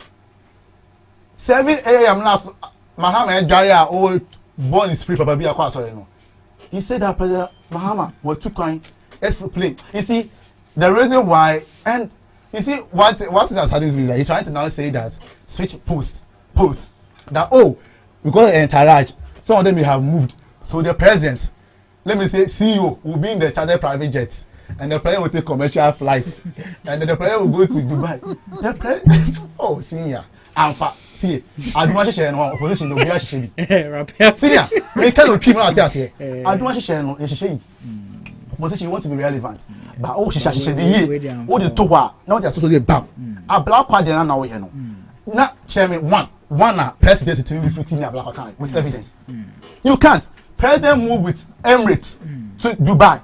Time also moving, president moving from this country around 6 p.m. Not 7 a.m. Or you see commercial flight, Emirates, you provide you with seat number, flight number. After what you say, most of the president can never uncle Babia. No matter go ahead of them, we will correct me back later with commercial flights in here. So we are president and I am located in say, on for private jets and corner visa. But we offer commercial flights, amount number. Wait much check from Emirates, I am partner say intro. We are doing. Person who the cost of it, commonsensical analysis. Who cost a first class? Who assume say a president in first class? Kotoka Airport, Ghana for first class. First class from Kotoka to Dubai. And you know, now the cost of alcohol, no, Sikade no TIA. Senior. Pacho, you can't come and compare MPP and DC. They want to find classmates when it comes to Lazido's life or private jets now or more. But nebi. Okay. It's evidence a black one by ne. Me to say a ham pa black one wa ham. But you say now a black one has made sure say evidence back a debi or carbon minerals commission license or my issue or the evidence back to the point that see with the parliament now goes through. That's what we mean by chief interceptor. Okay. So the low budget of black should go and study very well, can even go for some training at the Ministry of Foreign Affairs, than to stop embarrassing themselves on social media. Go to the comment section. MP3 posted there. 99.99% you do what him. Why should you do that? Okay. But that's it. All right, thank you. Kennedy. I'm saying this for not be refuted as a man on MP Bekai. But have you been able to substantiate what you alleged? Amari? Yes, sir. Because I don't top on call. And when you are shouting, it doesn't mean you are speaking sense. I hope you understand. That's true. Mami started by tackling, some of the perspective my friends and Prince alluded to. Prince Kasano say if the MP before person is a black wa, ye. Sabi a black one who lacks credibility. We the MPs to go and learn from him. We talk about credibility. And this doesn't have credibility in this country. Okay. They are political party that will say something different in the position. When they come to power, they will allude something different. Okay. This is the political party that he's talking about that we should learn from them. You see, he also talked about the time, 7:30. What has time done with this particular issue? Let me tell you something. When that post was done, that he didn't even mention the president name. But let's even assume that he was focused on the president. And then he said the president left 7:30. Therefore, it will take the president 7 hours from here to Germany. Does it mean that if the president leaves 10 o'clock, the hours will change? But when no, that's the first question. No, what change? It won't change. I'm coming. But let me come to the matter. No, I'm coming. One thing is that. Yes. One thing is that this particular thing. Yeah. It should be backed with facts. I'm so coming. Once you get one thing no, wrong, it makes the entire it doesn't change anything. Questionable. We're talking about figures here. The main aspect is causing financial loss to the state. That's the most important thing. All right. Now, let me start with my personal issue. I don't have any particular reason. I don't have any issue that the president would travel from Ghana to Singapore and then to Japan.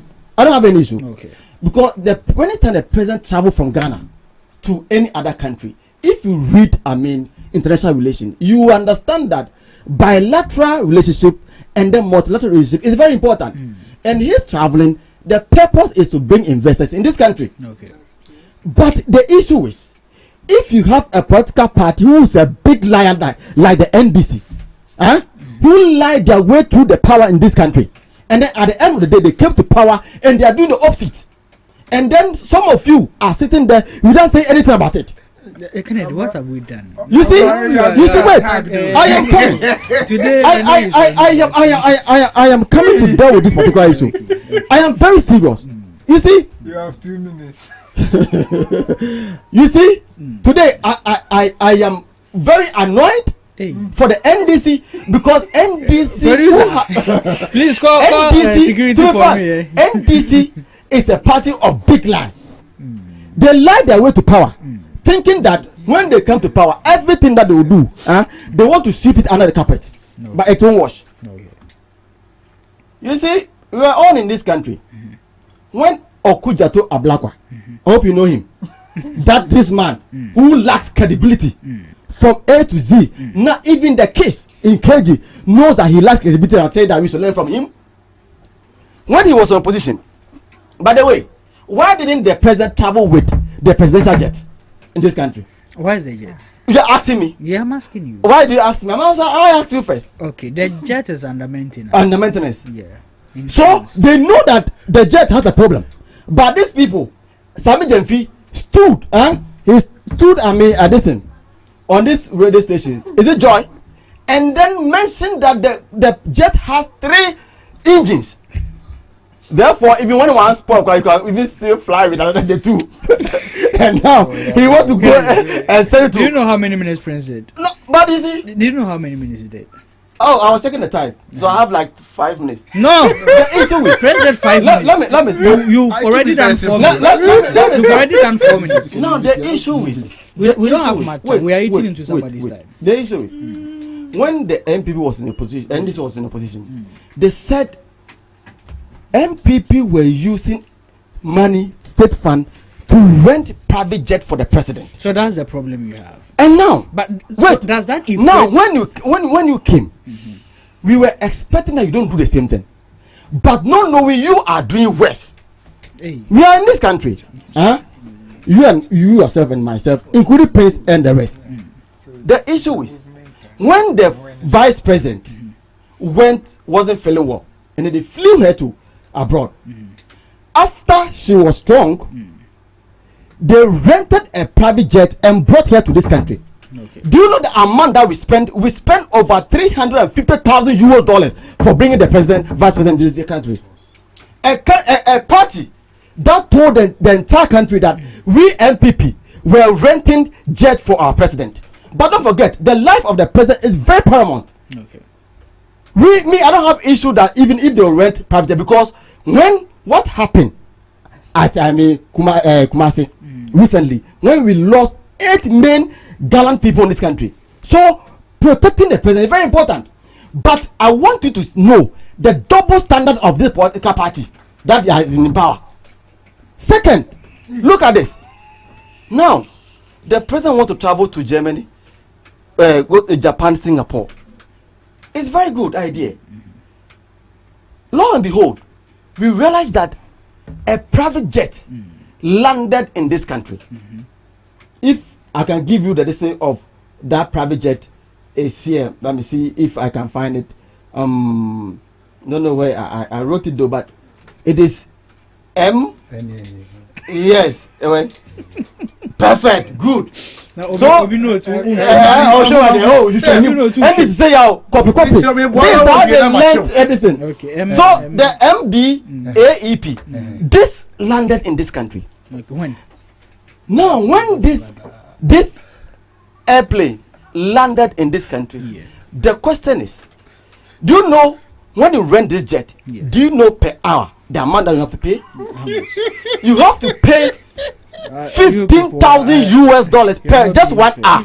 Okay. Now, if you do the calculation, that if the president or maybe anybody have to use that jet, travel from here to Japan, go to Singapore and come back, we are going to spend $690 million $1,000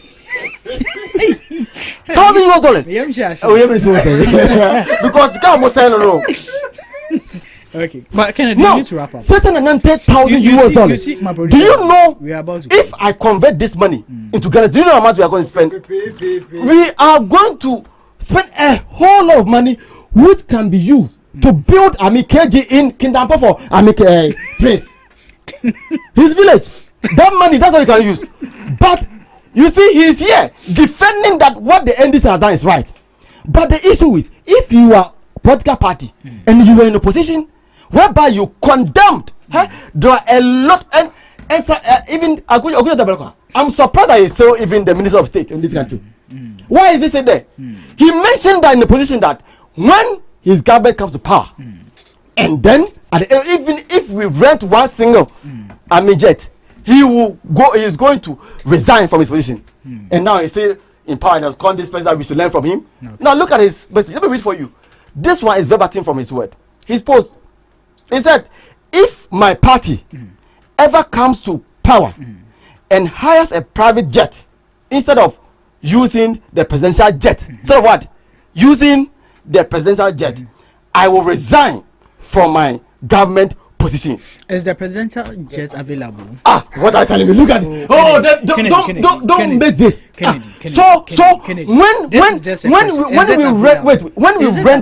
When we rented private jet for the president, do you ask the state of the presidential jet in this country? I'm not asking. These are some of the hypocritical things about the NDC. That's what they are saying. When they say they'll ask you, is it a workshop or whatever? Okay. You knew that it has a problem, but you wanted the president to use that jet, and then at the end of the day, Kennedy, he should die. No wonder you were singing that Kumnana Domaye. You see, everything that they said in opposition has bounced back to them. Okay, Ivan, I hope Kennedy has finished his submission. He's done. And he will his microphone is off. He will not. His microphone. No. His microphone. Nobody interjected. Nobody interjected you. Ivan. Okay, so but you see, it's like this Kennedy. Kennedy. I have off his mic, so don't listen to you. Hey, Kennedy asked when Nanado was renting presidential jet, where was our private jet? I said, if you ask the state, I didn't say where was it. You asked where was the presidential jet. The presidential jet was very active. Okay. You see yourself. Can you let me continue, gentlemen? Don't listen. The presidential jet was very active. George Oponria, the then Liberia president, was using our presidential jet by then. Okay. When his please, when His Excellency Nana Addo Dankwa Akufo-Addo was living as an Arabian king by then, our presidential jet was being Mr. Barry, don't laugh. Whatever I'm saying, I'm very serious about it. George Oponria, who was then the Liberia president, was using our presidential jet. Let's just brush that. It was just a passing comment. So let me come back to the main topic. Okay. The Honorable MP, Eko Vincent Asifua, made an allegation. And you know, when you are called to answer questions, then you start running behind people. You said the president left Ghana at 7 a.m. Yeah. That is 7:13. Given the details of the flight, the movement of the flight, the president left at 7:13 a.m. on Sunday, and that flight landed in Germany at 4:12 or 4:12 p.m. Okay. That is what the honorable member said. And now it has been proven that whatever he said was untrue. Okay. He has lied. Kennedy, instead of him coming to apologize to Ghanaians, Kennedy is here defending the lies that has been said by his MP. This as youth, I don't expect something like that from Kennedy, because we have to be truthful.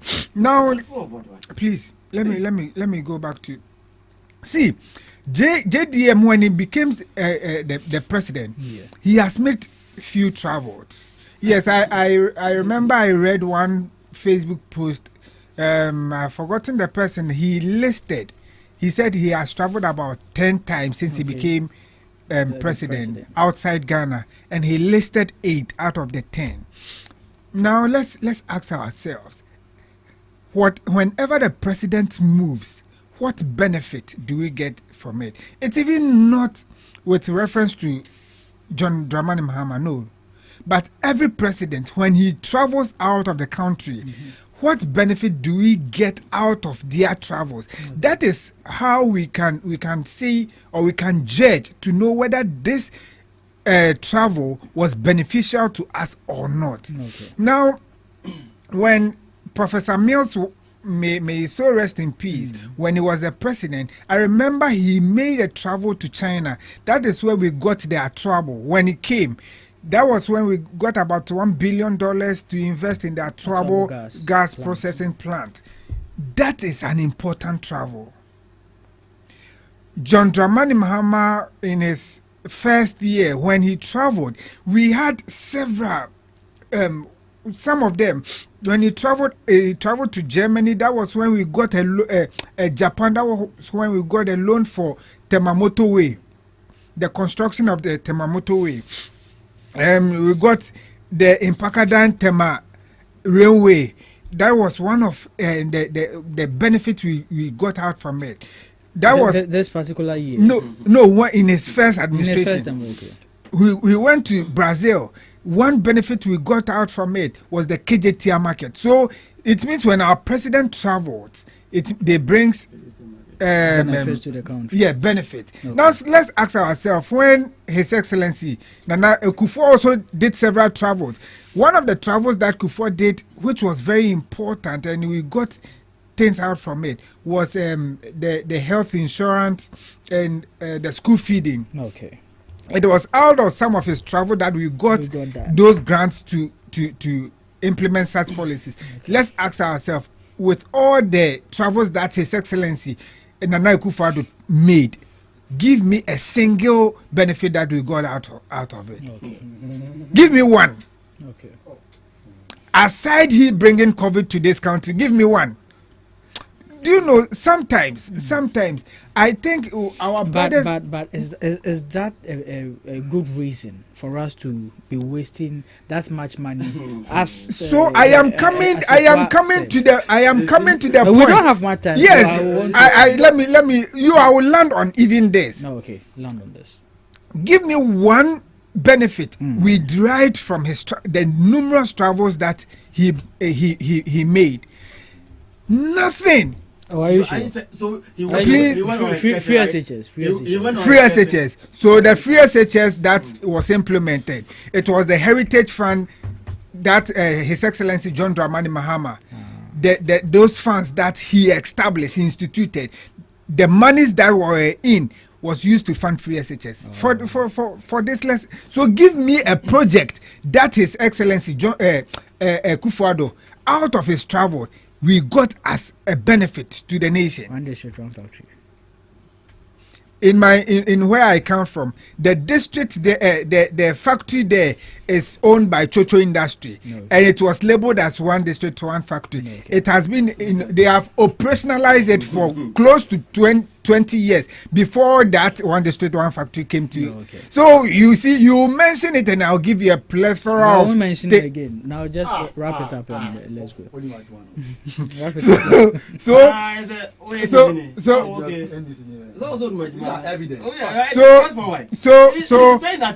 From all that we've said, the things that he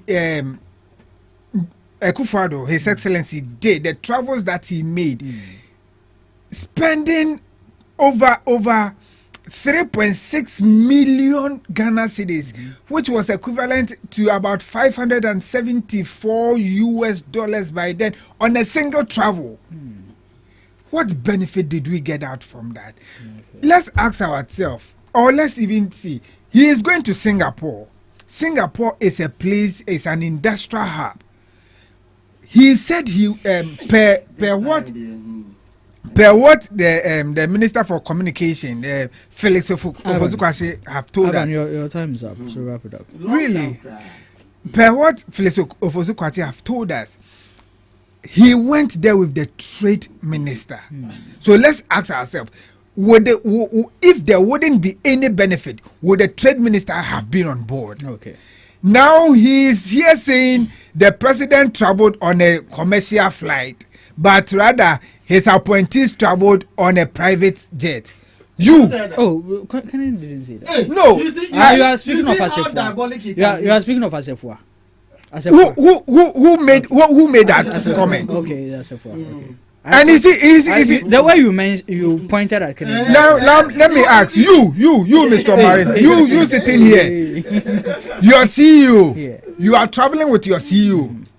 Your CEO looks at how handsome you are with your producer and the beautiful ladies out there, how elegant you people are.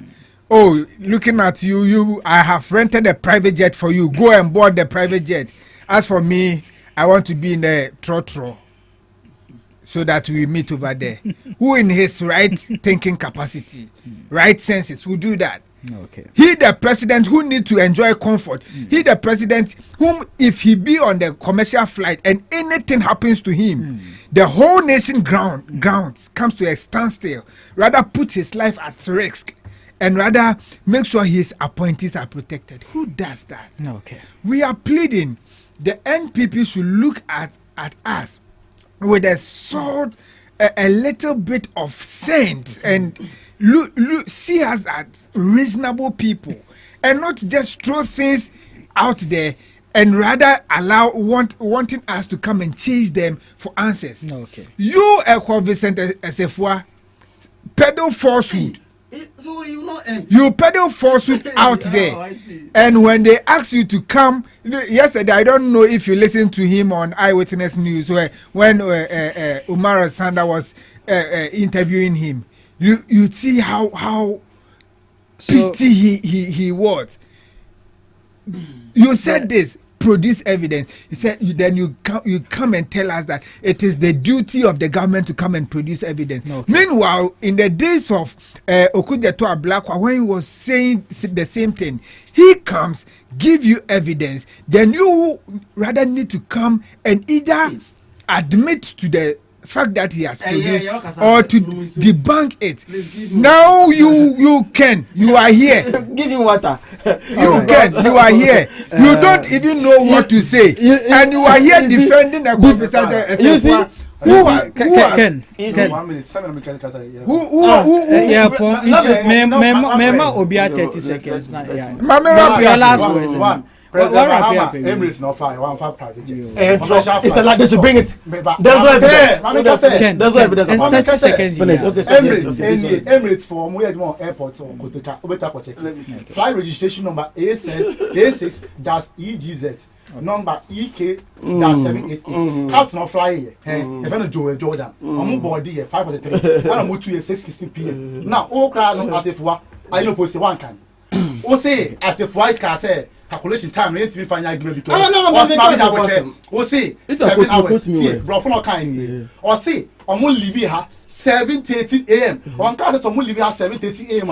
on be do what this time see bro for you on case if they should leave here at 7:30 Friends, 30 seconds or say they left here and go do Germany was that a mistake one land the senior one can as if for pass as if calculation or say on will leave here on case some will leave here two different things they say we're moving from say okay so my fan pa and then our politics and I never cause I can say or say private jet park will be president you